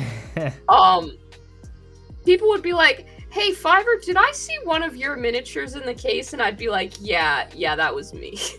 that was mine. It's recognizable, I suppose, my painting style. Yeah, I'd say that. My painting style is only recognizable if it's on Gundam. My like painting style when it comes to minis doesn't stray too far outside the traditional box. But I've been painting mostly Gunpla this year. Perhaps if I, spent a year just painting minis now, there would be more of a style that develops. I don't know. I mean, I don't know that I have a particular, like, actual style of applying paint. Like, when you do your model mayhem style for Gundam, it's like you are working with gradients, you're working with colors in, like, a certain sort of... You tend to do, like, either contrasting or triangle-y color schemes. I forget the art word for it, Triad? But I did go to... Yeah, you do, like, a triad of colors. Yeah, yeah. Which works really well for you, but like those are things that are, it's not just like the subject matter is what is the part of your style, it's the actual way that you apply paint and work with gradients, which is cool. But for some artists it's like, yeah, no, the subject matter is what makes people know that it's that artist, Yeah. Like, you've got Degas, who did all the ballerinas, and if you see a painting in a gallery of a ballerina, it's like, oh yeah, I'm pretty sure that's this guy. Or like people who only take photographs of certain things, or, You know, like there is room for that in the art world of just narrowing in on a specific hyper specific focus, and then also other people who are recognizable by their style alone, like Van Gogh, who had a particular way of painting and having his brushstrokes visible. It's all just art is such a subjective field. It sure is. And it's crazy how miniature painting goes through like artistic movements rapid fire. It really does. It's so fun to watch because like slap chop took off, and that's just another art movement in a sense. Like it really is. Yeah, and it's like a technique that's just someone found a really clever name for it. Right, and now everybody's making videos about it and trying it out for themselves and stuff like that, and that's exactly how stuff moves in the art world as well. It's fascinating to see, like when Goobertown was like, oh yeah, use pink as an undercoat for yellow, and now everybody's just accepted that as almost a canon of the style of like, if you're going to paint miniatures yellow, you should do a pink undercoat. Like that's so funny to me. Yeah, I wouldn't have thought of that. It's cool how much can be learned from other artists, but it's also cool to see how like that just repeats itself. One person will do something and then everybody will either jump on it or be like, oh, well, you know, if you're painting synthwave night haunt, then that's a Dana Howe style paint job. Like that's just her style, man. Anyone can paint synthwave, but they associate specifically synthwave night haunt with Dana Howe. It's fascinating. I'm not opposed to it in any way. I just love seeing it happen. It's very interesting. Yeah, people like to attach things to names of recognizable people. Humans love patterns, man. We're really good at seeing patterns. Yeah, I'm enjoying being on like I'm on like a break from Model Mayhem style right now, painting these Conquest minis, because they're just kind of like a scheme where it's like, well, there's a lot of these, so I need to make efficient, you know, tabletop quality paint schemes. Been working on them and like finishing up my Scorn minis, both for my upcoming video, and it's just been like a little vacation from Model Mayhem style where I'm just painting minis according to schemes I came up with a while ago, but I'm already starting to think of like, you know, what the next, you know, hand-painted Gundam thing is gonna be. You're telling me when you paint armies, you make choices based on efficiency and not vibes? I don't always, but sometimes I do. Must be nice. I think you were there, at least for some of my Cruel Boys painting process, where I was like, yeah. And now I will individually pour resin on the bases of all 200 some odd figures in this army. That was not my smartest choice. Army looks cool though. I don't remember you doing that, but I remember watching you paint the like big vulture centerpiece model. Like yeah, I streamed a lot of that. Like waffle cone texture on it or something. That seemed pretty tedious. Yeah, there's definitely going to be waffle cone on these nights. If I do a night army, there's a potential that the entire underframe of some of the nights could be waffle cone. You know, just if you were to say perhaps, you know, on a whim, buy a box of nights or something. Yeah, exactly. Speaking about that purely theoretically, with no intent to take action at all. Thank you for catching me there, lest some people think Just I was about to make a very poor financial decision after making other poor financial decisions in the form of tap. Which honestly, I'm about to finish like almost 30 of, which is pretty damn good. Of your Fire Warriors? Yeah, the Fire Warriors and the Pathfinders are gonna be done. Basically, I have to glue little whipped cream sprays to their heads, which I have made and are ready to go. And then I have to do their bases, and they're done. So what are you going to make the whipped cream things with? So there's like a Japanese trend of making extremely decorative phone cases. I think it's called like Decoden. Oh yeah, I've definitely seen some pictures of those. You can just buy supplies for that. So synthetic whipped cream just exists as a product. Amazing. And I'm like, if it's durable enough for a phone case, it's probably durable enough for a gaming miniature. And it works great. So I've got tons of those. Little dollops of whipped cream. Basically, it comes in like a little tube, and you just squirt it out like you would whipped cream in the real world, and it has a little like piping nozzle that makes it look correct, and then it's just it just looks like what it's supposed to look like. What a time to be alive! It's amazing. You can get a tiny synthetic whipped cream applicator. You really can. It's incredible. You can get them in multiple colors too, which is really fun. That's how I've done some of the like candy bases that I have. I'll just get like a pink one and then some fake sprinkles made out of clay. And everybody's like, just use real sprinkles and put like a varnish over them. Like, no, I can just buy clay ones for like $3 that I don't have to worry about degrading over time, you know? Yeah. Like I don't intend to use real food materials in my miniature hobby. I just don't think that's gonna work. You're thinking ahead. You're in it for the long haul. I want someone to inherit this collection when I die and be like, what did this person do and why? Like, I hope that whoever takes over the sort of eBay miniature rescue space in several years when, we're all old-time YouTubers and everybody else is, like, video projecting themselves directly into people's consciousness or whatever we're watching content on at that point in time. Oh, yeah, who knows? I want one of them to end up with my weird Warhammer collection and be like, why the fuck was this done? Look at this person ruining these miniatures with their weird tastes. I'm gonna fix this. And I would love to just, much like those Buddhist monks or whatever who make beautiful works of art out of like salt or sand, and then it just gets blown away in the wind. Mandalas. Yeah, that's what I want to have happen to my miniatures when I'm gone. I want someone to look at them, be like, well, that was a choice, and then just start the whole thing over. I think that would be awesome. In my head, I was imagining, like, this TikTok unboxing video in the year 2200 or whatever.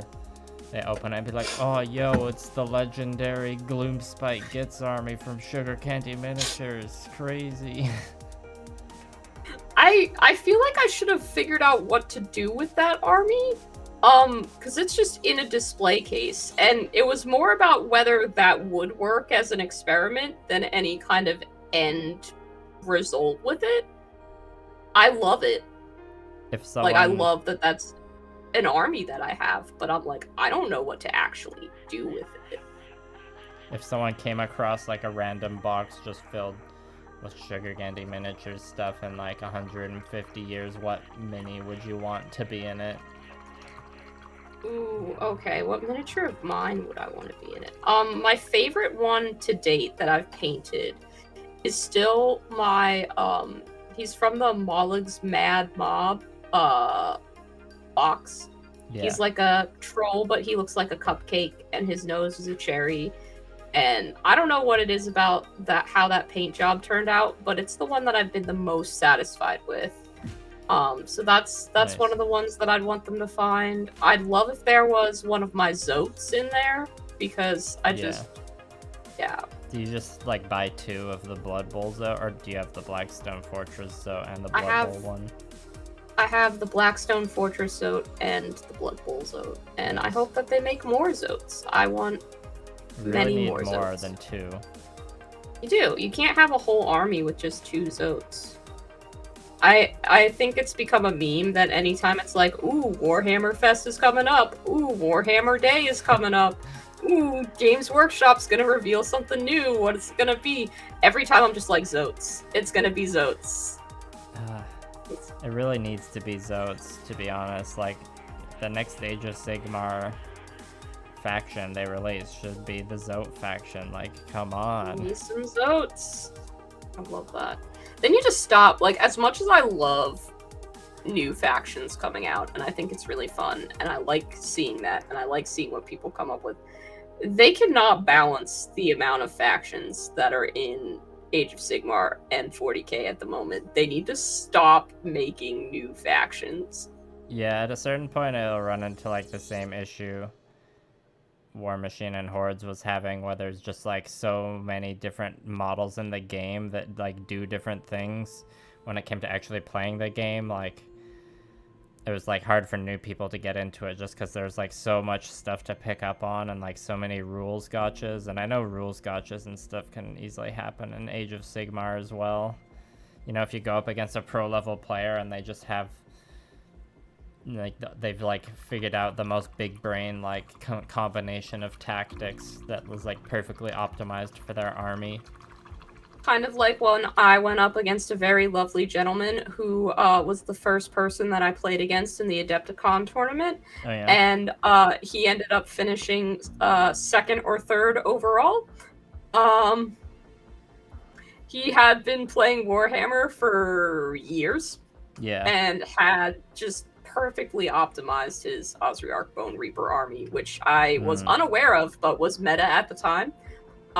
Completely destroyed my nice little my band of cool boys, which was fine. You know, I wasn't expecting to really do particularly well, but I wanted to play.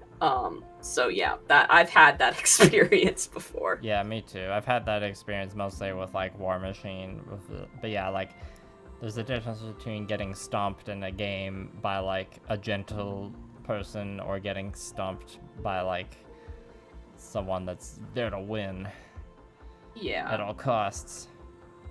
He was very serious about winning and playing, but he was very kind and was like, "Oh no, yeah," and didn't mind that my turns were taking longer because he already, like, pretty much. I feel like he knew he was gonna win when he realized that I was a very new player, but was never mean about it, never rude about it, That's what and fully wanted to like play out the game, let me take my time with my turns. He was very great. Well, I'm glad you had a good opponent there.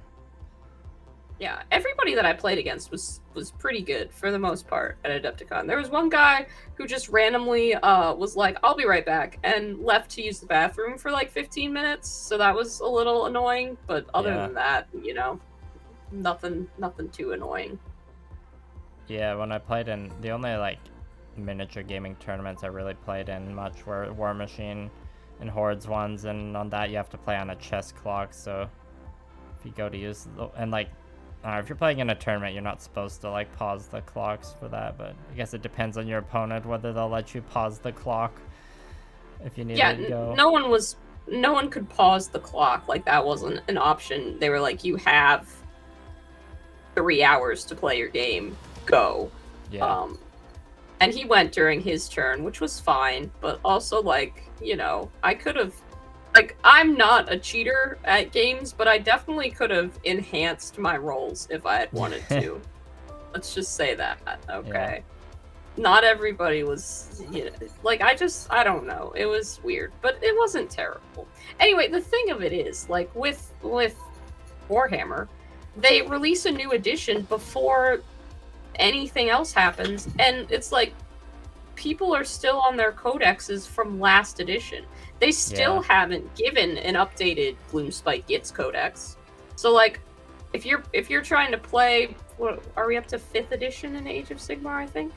Trying to play 5th edition Age of Sigmar with your Gloomspite Gitz, you can't. It's like they're still stuck in the past with no announcement of when that codex might come out. Yeah, Games Workshop's bad for that. That's like the opposite or like one, like Privateer Press with War Machine and Hordes had the problem of like there's too many models. There's like a bloat of different things that you have to learn about. Like Warhammer doesn't release as many like individual like unique things as much, but they'll like release those books so frequently you just have to keep buying them, and they just give updates to like existing models, or they'll release models that are like updated sculpts. But it's like neither solution was particularly good, but yeah, it's super annoying when you buy like your army codex book if you're like starting in the hobby per se. You're like, oh cool, I'm gonna pick Cadron overlords because I like the steampunk dwarves or whatever. You save up and buy some models, you paint those, that was cool. You save up some more, buy the army books so you can actually start playing, and then like 4 or 5 months later there's like a new book out. Like that happened to me with my 40k orcs, and I got so pissed. I was like, what the fuck do you mean a new edition's coming out? This isn't, like, it's not a video game. You don't get Warhammer 2. Like, just give me the Warhammer. I barely learned that edition, so I was really pissed about that. Yeah, that's funny. That's the Warhammer business model. It was not a good time for me. But like, I don't play like 40k at all, and I need to change that because I genuinely like sci-fi. A lot of people are like, I like Age of Sigmar because I just like fantasy better than sci-fi. I like both. They are both good. I don't understand how and why there's such a divide between communities, where like I've found a lot of people in the Age of Sigmar community are a lot more welcoming and friendly than folks in the 40k community. And don't even get me started on how welcoming the Blood Bowl community is. That far and away, like, probably just because it's not as competitive as a scene, but that's been the friendliest bunch of people that I've met in the Warhammer hobby. They're so nice. Yeah, it sounds like the Blood Bowl seems pretty wholesome. For what there's like a pretty solid Blood Bowl community in the city I live in too, which I haven't gotten into because there's too many games I want to play and not enough time. But yeah, the Blood Bowl community kept the game alive basically all themselves really for did. all those years until Games Workshop re-released it. I'm really proud of like the fact that new people want to play Blood Bowl as well. Like, I don't think my coach has ever been happier than when I was like, yeah, like, if you're gonna keep this a queer inclusive space, I can get you new players. Like, he didn't give a shit what anybody's pronouns or name was or anything like that. He was just like, you can get people to show up for Blood Bowl. I was like, yeah, I'm pretty sure I can do that, man. Yeah, and then you did. And then I did, and then I made it very queer. So we have a lovely inclusive space for Blood Bowl, which I'm quite proud of. Our league is fantastic, and I rarely miss a Blood Bowl night. Yeah, I miss having the like regular gaming nights to go to. The last time I did that was with like the War Machine and Hordes group, and that was in 2019, so that was like before it kind of it's like going through its like awkward change of edition, like awkward phase right now. No one's really playing it, but I did like connect with some of the local groups that play Conquest, Last Argument of Kings. I just like, all I've really had time for is just like occasionally just meeting up with friends to game with friends that I mostly played Kill Team with in 2019. And we might meet up this week for the first time in a while, and I think we're gonna try like one-page rules because they have like their equivalent of Kill Team, so we can just like use our 40k models for that, because none of us have like, you know, stayed up to date to the changes and like the new Blood Bowl rules. And the Blood Bowl we played in 2019 was alright, but the rules were a little like clunky and 40k-y, if you know what I mean. Sure. I think that's inevitable with any Games Workshop product, is that the rules are definitely, they got some clunk to them. Yeah, clunky. Streamlined and easy to understand is not the Games Workshop way. So, and like, I can never, or like, I guess I have my Space Marine army that is like a 40k army, but other than that, I don't like collect enough 40k models to have a full army. But I do have like multiple kill teams. Like, I have an Adeptus Mechanicus kill team and a Drukari kill team. I suppose I could make a Space Marine one if I wanted to. And it's satisfying. You get like, it's not as satisfying as finishing an entire army, but when you finish like your whole kill team force, and that's like a nice contained unit.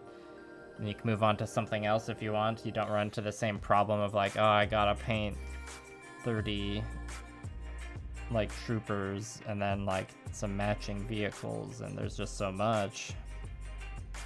God, I hate painting vehicles. I don't like it. If it's not like a character, like a knight, I don't really consider a vehicle. I don't know, it's got like a face. If it's got a face, then it's not a vehicle.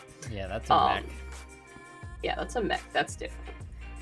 But like, I hate painting tanks. I hate painting like cars. I like the orcs that go in the cars, but I hate painting the cars themselves. It's just dumb and it takes forever, and it's the worst. I just hate it. You don't have an airbrush, right? No, I don't. Well, I do have an airbrush, but I don't use it because I just don't like the fact that it takes so much cleaning. Yeah, it does take a lot of cleaning. Stuff like that.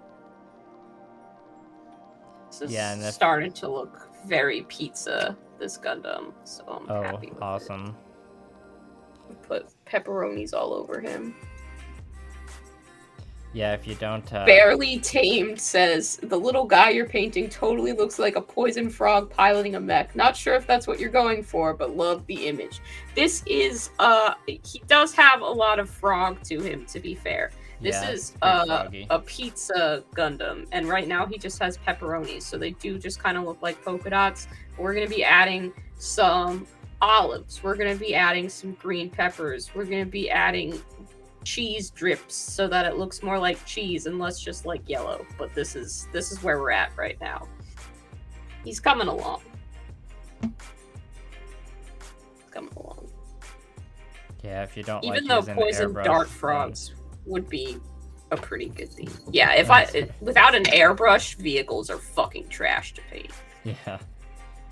I haven't painted that many vehicles in my life. I mean, yeah, I've painted lots of mechanical things, but they're all, you know, robots, mechs.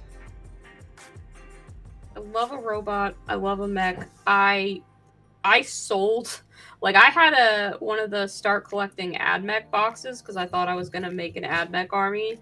And then, you know, I painted checkers as their main color. Like, their cloaks are checkerboard pattern. I used checkers like it is a color and not a pattern that I had to replicate, which was a dumbass decision. They were like one of the first color schemes I'd come up with, and I was just like, oh yeah, this will be fine, I'll do this. Fuck that shit. Never again. Yeah, that's not a great, like, army color scheme. No, it was a terrible idea, and people tried to tell me it was a terrible idea, and I didn't listen to them. Because they looked cool, which they do. I mean, they look awesome, but I'd never want to paint. Like, there was a tank in that box. That was the thing. There was a tank, and I was like, I will have to paint checkers all over this tank, and I don't even want to paint the tank. So that's when I was like, you know what? I'm just going to sell anything that's unpainted for this army, and move on to the next project, which is what I did. Yeah, and then you just use those funds to get other models.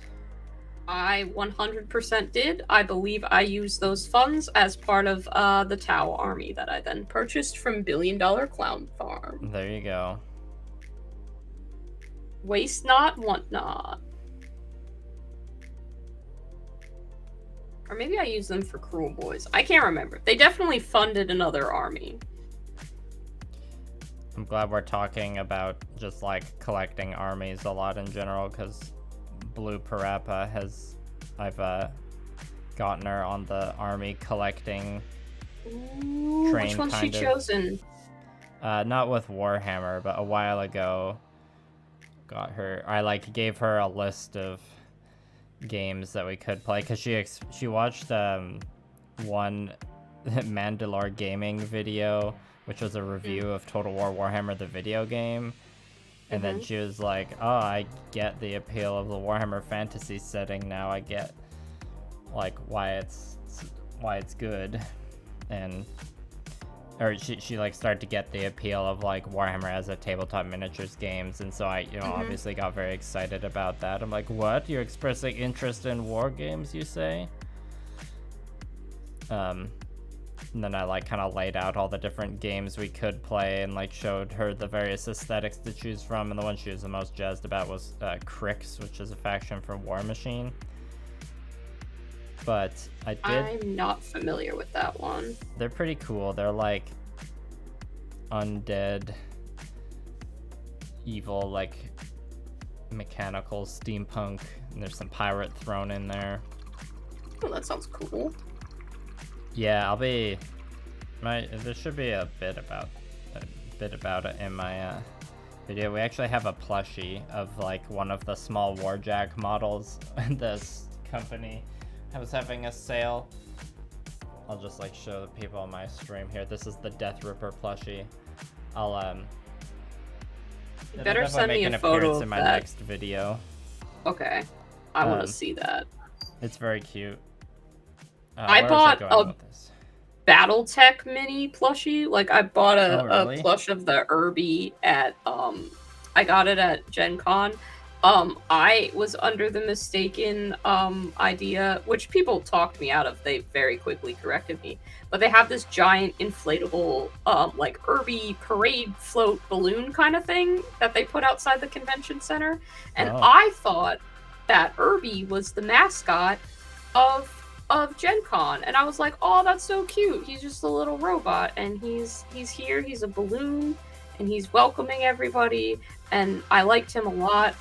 And people then told me, no, that's actually a BattleTech guy, and you can get a miniature of him. And I was like, oh, I want to do that. And then I went over there, and they also had plushies of him. And I didn't need to buy a $40 plushie, but I wanted one. And then Vince Venturella complimented me on my Irby plushie, and I feel like that validated my decision-making a lot in that moment. It's not that often when a miniatures games company also has a plushie version of their miniature. Yeah, I've never played BattleTech. No real intention to, I don't think. But yeah. I love the Irby now. Mostly because it's called an Irby and I have a plush of it. Sometimes Achilles, my cat, will attack him, and it's very cute. I think I heard But you were saying about the death rattle plushie, and sorry, I interrupted your story. I don't know where you were going. Yeah, so Blue Parappa's Crixar, I got her into this Facebook group for people who are like selling and trading their like War Machine models, because ever since they announced Mark IV was coming in the summer, there's been like a large influx of people trying to like either pick up models to round off their collection before you like can't buy them anymore, or like sell their armies because like they're done with War Machine. So I helped her order or like pick up a decent like used lot of Crix, plus like picked some up from the local game store. This was like a while ago in the summer. I picked some up when they were like having a sale. So she's got like a solid collection of miniatures now, and armies she can call her own. And today we went to the hobby store, got her some of her own paints and brushes. But you know, she's of course got plenty of mine she can borrow still as well. But I was like, well, if it's your army, you need to have some of your own paints, you know? I hope she has a good time painting them. I love whenever she's featured in your video. You should suggest to her that she should do... I'm sure she already has a color scheme picked out, but if she doesn't, I think you've said that she collects Monster High dolls. She should do a Monster High inspired color scheme at some point. I think that would be very fun. Oh, nice. Yeah, she's got a solid collection of Monster High and Ever After I dolls that are like in the cabinet with the Gunpla. I like that they coexist, you know? Yeah. Because in your video you were like, and these are my partner's Monster High dolls, because she deserves to have her things displayed too. And I was like, hell yeah, that is true. That is accurate. I like that they're given the same amount of like the Gundams and the Monster High dolls both are in equal esteem in this house. I mean, I've gotten them into the Gundams as well, so the Gundams far outnumber the dolls. But yeah, I mean, they're pretty decent quality dolls from what I know. I don't really know anything about dolls, so I don't know shit about dolls either, but I just I watched a deep dive into Monster High at one point just because I was very bored, and someone was like, this YouTuber makes video essays, watch some, and I was like, okay. So that's the only thing I know it from, but like I still think it's funny. The sex bot is showing up in my chat. Oh, well, the sex bot was in mine like twice, so now it's your turn. Have fun banning and reporting. It's been a few streams since they've shown up. Yeah, they gave us, I mean, to be fair, we were talking about Hot D, so, you know. Yeah. House of the Dragon. House of the Dragon. Yeah, it's a very fun, wholesome hobby date we had today, going to the local game store for paints and stuff. That's so cool. But they've got, I won't reveal what their color scheme is yet, but it's one that I'm sure you would respect, and... I can't wait. I'll be looking forward to that video. Yeah, I mean, I don't know if there's gonna be a video, but, you know, it'll probably be, like, whenever she ends up painting some of them, or whenever, like, we get to a point or like there's a battle group finished to show off, I'll like find a way to sneak it into the script of whatever I'm working on, or definitely post it. Yeah, I'll be looking forward to seeing them then in whatever form they arrive in. Yeah, I mostly just don't want to like add any kind of like deadline to it for her, because I want the process to be enjoyable. I'm like I want you to stay in this hobby and not resent it. I feel like immediately adding, it's like, yeah, your first army, it's gonna have to be featured in a YouTube video because I'm a YouTuber and I gotta milk my life for that content. Everything is content. Yeah. Part of me is like, I'll just let her go at, you know, whatever pace she wants to. Yeah, I felt a little bit bad about, like, when my friends were painting their first miniatures, being like, hey, can I film this for YouTube? But they were very into it, so I was quite pleased about that. Yeah, I mean, that was a bit different. That was just, like, you're filming for the purpose of, like, capturing their first, you know, Warhammer exposure moment or whatever. It was great. I look back on that for myself quite fondly. I always want to have people around to talk to about Warhammer. And like, if people aren't interested, that's fine. Like, I'm not gonna force anyone to be interested. When someone is either humoring me to let me talk about how weird Warhammer is, or even better, is genuinely interested, it's just a really good day for me. I feel ya. Like, I feel like Warhammer has such a JoJo complex to it, where everything that happens has to be the most bombastic thing that's ever happened. Like, basically, if a space marine has to do something to save a planet, it's gotta be, like, the most out of this world fucking crazy nonsense. Which is just fun. It's just fun and stupid. And I really like that about Warhammer. Yeah, Warhammer definitely adds some JoJo energy to it, can't deny. It does. I think if they just hired different artists, we could have ended up with JoJo Warhammer instead of the Warhammer of today.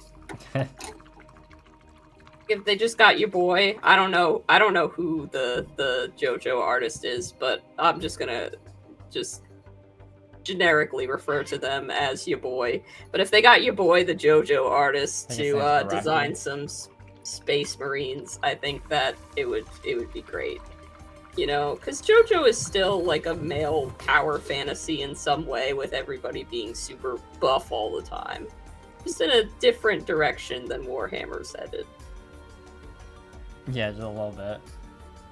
It's just a little bit different there, but like, you got similar elements. You got the fact that JoJo never really loses. You've got, like, all the weird powers. You've got the bright primary color schemes. There's more crossover there than some people would want to admit. Did you ever play Magic the Gathering, speaking of crossovers?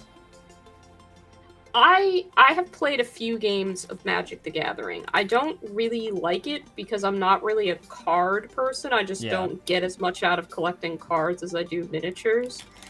And a lot of decks are just built to be like, I can't lose, but you can't win kind of decks. And I'm like, that seems to defeat the purpose of the game.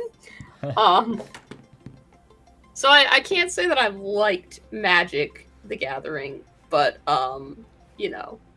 I mean, Magic can vary wildly depending on what format you're playing. I used to play a lot of it, but then I like transitioned to being like more all about the miniatures.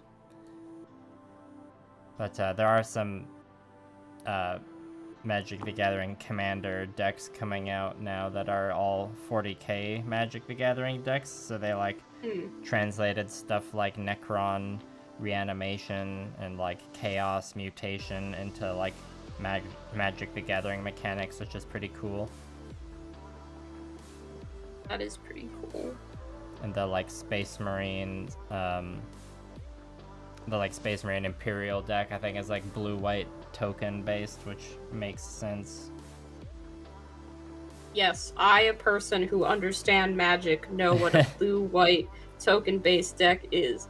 Untap, upkeep, draw, I think is another Magic thing. You can have a I don't know, I think a mill deck is a thing where you just try and make your opponent run out of cards. Yeah, that's mill.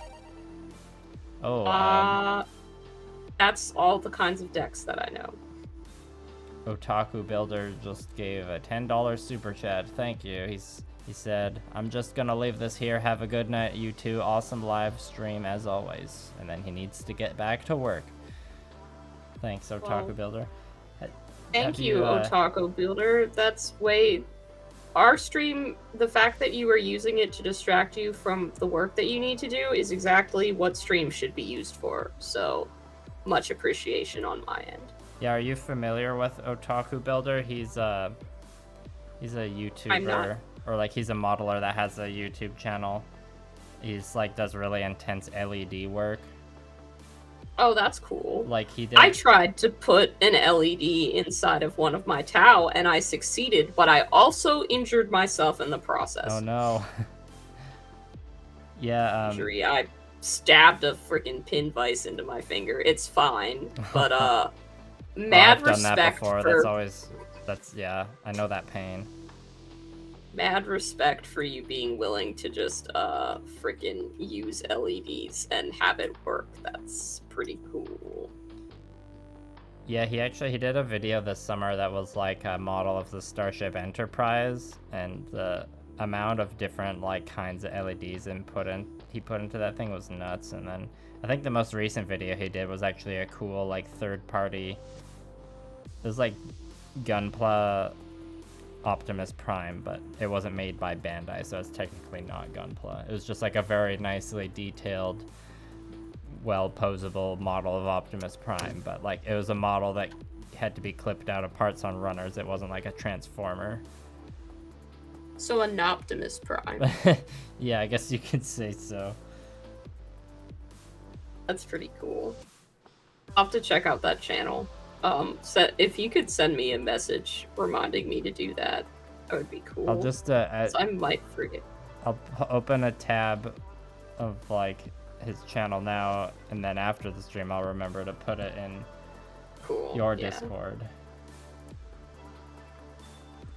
Again, Liam doesn't have a Discord, but if you've ever wanted to see Liam occasionally respond to posts about movies that he's tagged in, you can visit my Discord, where he sometimes hangs out. It's true.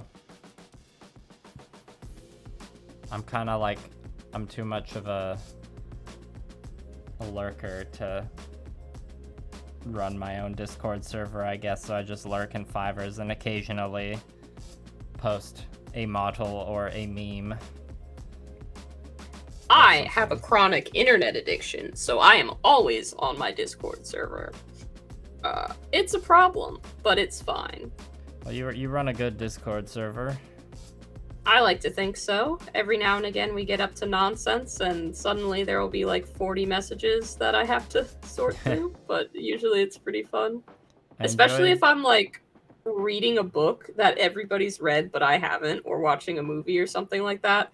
Like when I was reading Mistborn for the first time, I was posting my reactions and everybody there had already read it, so they were having a great time. Yeah, I remember recently I witnessed a pretty funny interaction of someone I think posted like a D&D character model, or it might have been a drawing, I can't remember. And then someone else reacted with like, I roll sleight of hand to try and steal from them. and it turned into this like long RP session. Yeah, that sounds about right. Everybody's very nice and often pretty goofy there, so we have a good time. And then I'll just post about some shit that nobody's heard of. Like, I'll be like, man, I'm about to shoot off some Care Bears lore or some shit like that that nobody's gonna care about. Or I'll continue trying to get people to watch the animes that I'm watching when nobody is interested. That's my favorite thing to do. One day someone's gonna be like, I watched Vampire Hunter D and it slapped, and I'm gonna be like, thank you. Yeah, that Care Bear lore dump you did on your stream the other day was pretty good. I think I'm actually gonna have to make that Care Bear video at some point. I'm glad I was there for the genesis of that idea. I realized how good of an idea that could actually be, and the fact that I have that bear guy Gundam that I can just sort of be like, yeah, I'm gonna paint this bear. We're gonna see what takes longer, building and painting this bear guy Gundam, or telling you about literally every episode of the Care Bears. Or just like the cool parts, the weird, creepy kind of shit that I expected somebody else to have already made a video on. They hadn't, so looks like I gotta fucking do that. Yeah, apparently. I just remember the other thing that it was talked about on that stream a lot, which was Hamtaro. Yes. Hamtaro, Ham Heartbreak, the video game. The first video game that I ever beat. And I remember like that game being pretty like popular when I was a kid. Yeah, because it slaps. So like I'd play that now. If I had the console and it could run it, because I think I don't know if it was like a Game Boy game or a Game Boy Advance. Probably or Game Boy the Advance. First. It might have been the first Nintendo DS, I think, was the one before like the 3DS and the DS Lite or something like that. I don't know exactly what system it was for, but if you handed me that system and Hamtaro Ham Heartbreak and were like, here's 6 hours, I'd be like, excellent, that's my day planned. Nice. That's like me with Total War Warhammer. I still have never played that, and I gotta be honest, I don't know why, but I have zero desire to. Like, they put Zotes in the game, and even that wasn't enough to get me to want to play it. It's a very specific kind of game, so that's understandable. I did buy... Did I tell you that I bought the video game Control today? No, but I saw you posting about it on Instagram. Yeah, I finally bought it because, I'd wanted to buy it ever since seeing it featured in a Jacob Geller video, and I kept telling myself, I need to finish the video games that I already own. I need to finish Resident Evil Village because I need to do that, but for completely unrelated reasons, I associate it with some other stuff, and it's just been impossible for me to pick back up and like disassociate from that to be able to play it. So I was like, I'm gonna play Control eventually. And then, since they're bringing back the Magnus Archives, they were talking about their inspirations for Magnus Archives 2. And they mentioned Control as one of them, and I'm like, all right, that's it. That seals the deal. I'm buying this game. I gotta figure it out. I played it for like 4 hours today. I'm very much enjoying it. Is that like a horror game? I think it's supposed to be. It hasn't been as like in your face kind of horror as something like Resident Evil or Silent Hill would be, but it's definitely got horror elements to it. So I'm kind of waiting to see if I consider it horror at the end of it. Or which Jacob Geller video does he talk about it in? Because I've watched a decent amount of Jake Geller since you've introduced me to his channel. It is in the haunted house video, so I guess he would definitely define it as a horror game. Yeah, that's probably fair, now that I think about it. But it's the one he talks about with the person going into the oldest house. That's the video game he talks about in that I haven't played.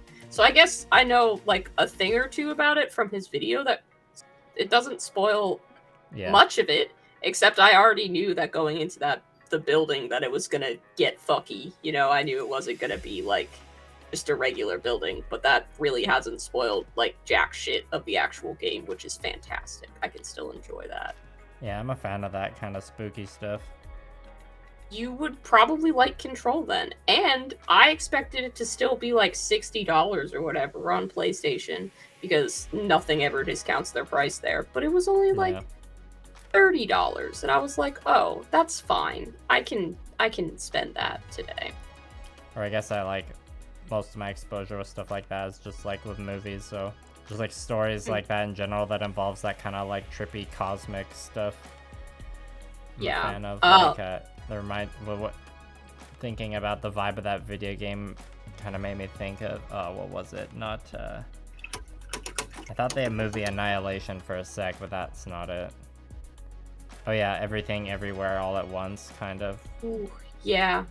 Yeah, it's definitely got a little bit of that vibe. I loved Everything Everywhere All at Once. I cried a lot watching the ending of Everything Everywhere All at Once, because that is something that will never happen with my family, and that was like hitting me in my heart pretty hard. I was like, oh dang, that's what that could look like. And I was like, that's not what I'm getting. I'm never gonna, and like my heart was just breaking in that moment, but it's still such a good film. It really is.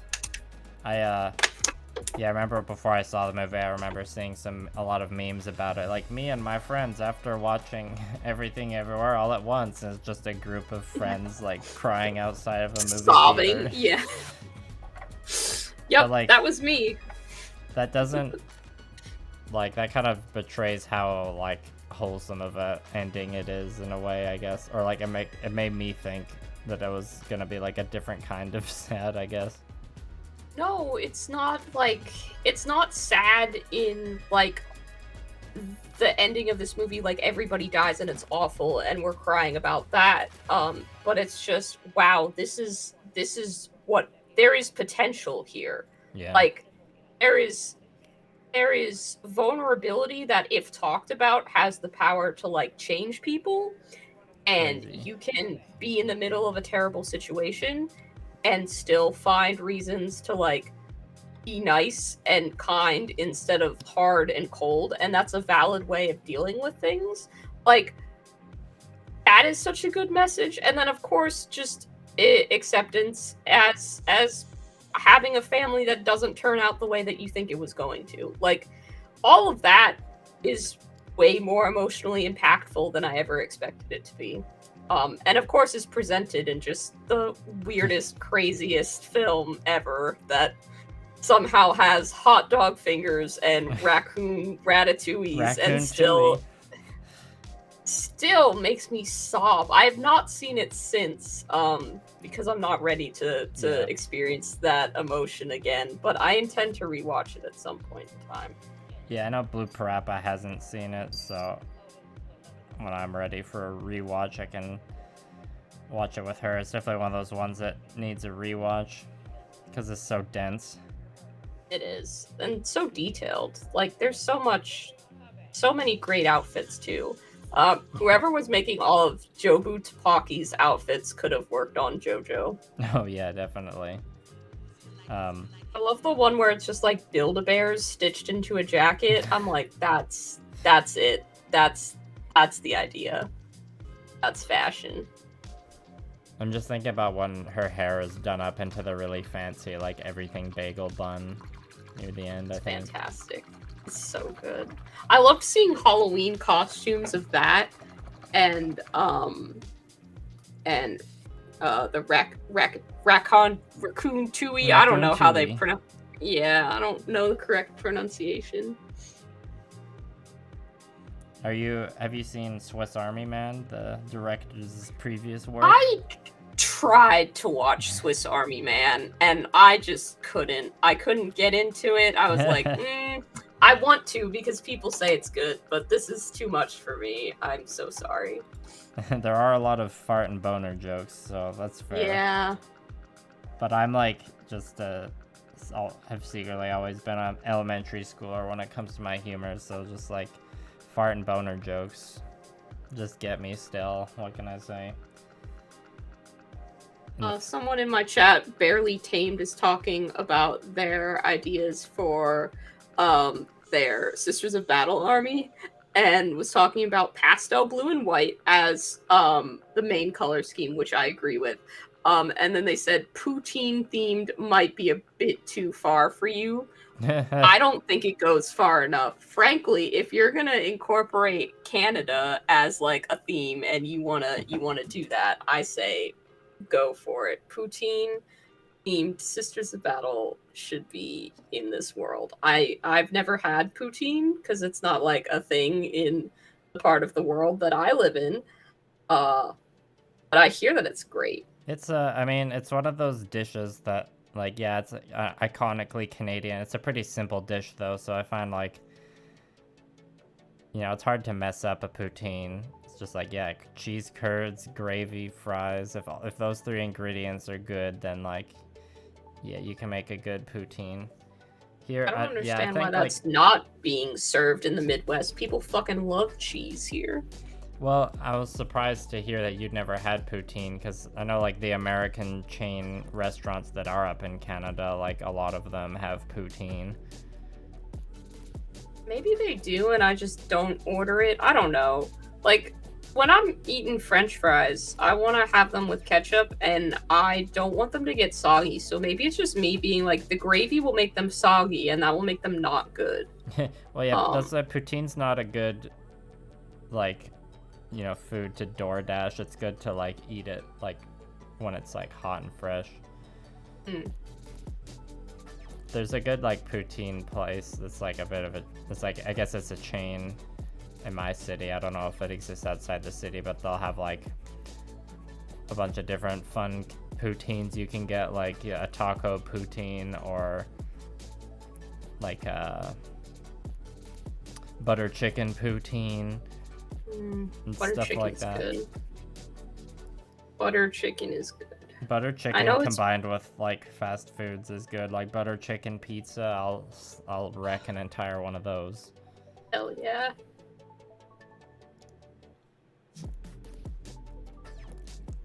How's the painting on your Gushin going? We've broken the 2-hour mark on our stream, so go us.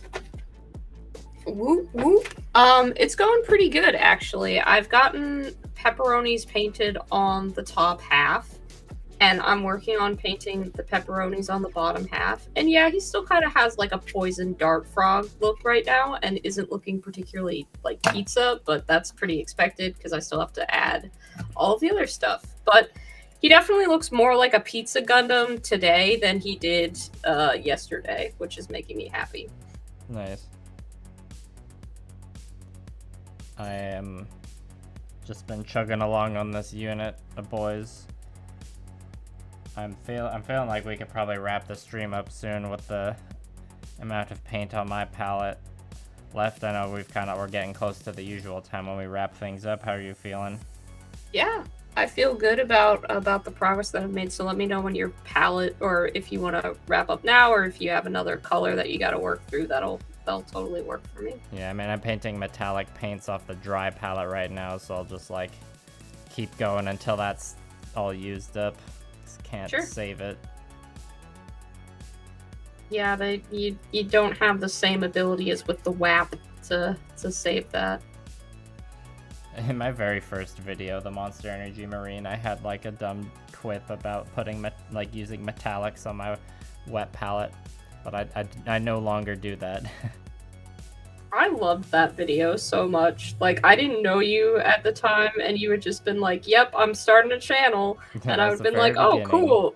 Let me check out this channel." And then your video was hilarious, and I know I was one of the very first people to ever watch and comment on that video, and I'm like, yeah, I'm so glad we became friends as a result of it, because I value our friendship, obviously, but I love that Kyle, the freaking Monster Marine, is part of the reason why we're friends. Well, thanks. I couldn't have made it this far without your support, and I remember, like, when you posted your first video, I'm trying to remember what the video was. Was it the orc pizza? Yeah, pizza orcs. Ironically, while I'm now painting Pizza Gundam. How the times don't change at all. But yeah, it was the painting the orcs like that cup from the 90s, and then the follow-up was doing bowling alley bases for them. Good times. I'm still proud of that video. Like, obviously I have a better microphone and stuff now, so the audio in my new videos is better. But like, still a solid concept and not a terrible video. Yeah, I don't know if I'd say I'm proud of my first Monster Energy Marine video, but I'm not ashamed of it so much to like take it off. Other YouTubers would delete some of their old videos, but I mean, maybe I'll be at some point down the line where I would. I don't know. I don't think there's anything wrong with deleting old videos if you don't want it to be up there, but I'm like, it's the beginning of the model Mayhem journey. I gotta keep it up there for archival purposes at the very least. I'm proud of it because I wanted to find a project that really felt like this is gonna be the kind of, oh god, like the thesis statement of what the channel is. Oh. And I was like, yeah, a little bit. I think that pizza orcs and their armor is the cup from the 90s. Like, I think that pretty much summarizes the kind of shit that you can expect me to get up to. It's a strong opening for sure. It did well. It did better than I ever expected it to do. And then at one point, Dana Howe was kind enough to promote it on her channel, and it got a couple hundred more views. So, yeah, it's one of my better viewed videos, and I don't mind that at all. Yeah, that's what the small YouTubers need, is some kind of like, or it's hard to deny the like usefulness of a effectively made shout out from a larger YouTuber. That definitely helped me out as well. Obviously, the video I have that has the most views is the clown collab video, but nice. I don't feel bad about that getting shoutouts because I worked really hard putting that collab together. Yeah, that was a long haul to get that all together. It was. I did not realize how much coordination it would take, nor how much postage it would take to make sure that all of that got where it was going and then came back. So I don't feel bad about that one getting as much. And obviously, like, it's a video I would want to exist because it's like, hey, all of these YouTubers that you may watch and look up to are like, yeah, we're gonna do Pride Month shit and be like, hi, we are either members of the LGBTQ or supporters of that, and you belong in this hobby space. Like, that's a good thing to have out there, I think. It needs to happen every now and then. It really does. I try to be as queer on my channel as I can be, but I don't want to just paint everything the non-binary flag colors all the time, you know? I'm like, I feel like I embody the spirit of being non-binary pretty solidly between my Mothman obsession and my general, like, just the fact that I am non-binary probably helps with that. But, like, yeah. I just want to make sure that, like, there are queer hobbyists out there who are like able to say that and not have that be the only time they ever talk about it. Like, all of my paint jobs are kind of weird and non-conventional, and I hope that that's just like another thing that someone can be like, yeah, that's fine. There's space for that in this hobby too. Well, you inspired me to do a Pop-Tart Gundam, so fucking love the Pop-Tart Gundam. Anytime anyone does a food paint job and is like, you inspired this, like Brady did a Neopets paint job and was like, and I can justify this because Fiverr, and I was like, hell yeah, you can. That is exactly why you can justify a Neopets paint job. I will be there for you to justify your Neopets paint job, and it looks so good. I'm so happy. Yeah, there's people out there doing dumb stuff and making poor choices with their models, and I'm the reason for it. What other legacy could you envision? Truly. So good. Also, I mean, your Pop-Tart Gundam genuinely looks really great, and I love the Pop-Tart base almost more than the Gundam. I'm not gonna lie to you. It's just a Pop-Tart, and I love that. And I know you're not gonna paint a whole squad of Pop-Tart Gundams. That was like a one-off thing. But also you should paint a whole squad of Pop-Tart Gundams and not make it a one-off thing.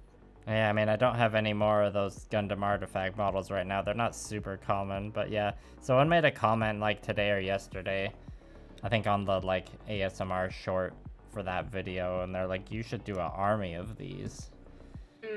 They're right. I mean, I know you're not going to because you have other projects. Like, a lot of the time people are like, you should do this, and I'm like, you're right. And then I'm not going to do that thing. That does not make you wrong. That describes so many YouTube comments. It's like, you should, like, people saying you should do a thing, not realizing how long that thing would take, but yeah.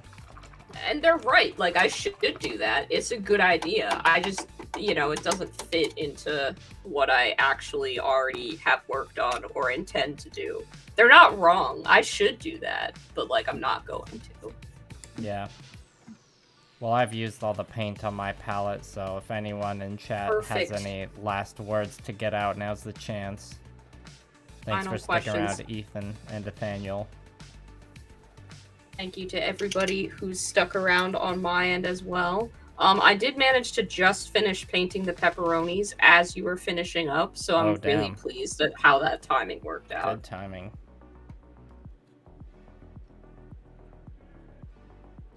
I'm not getting any last questions so far yet.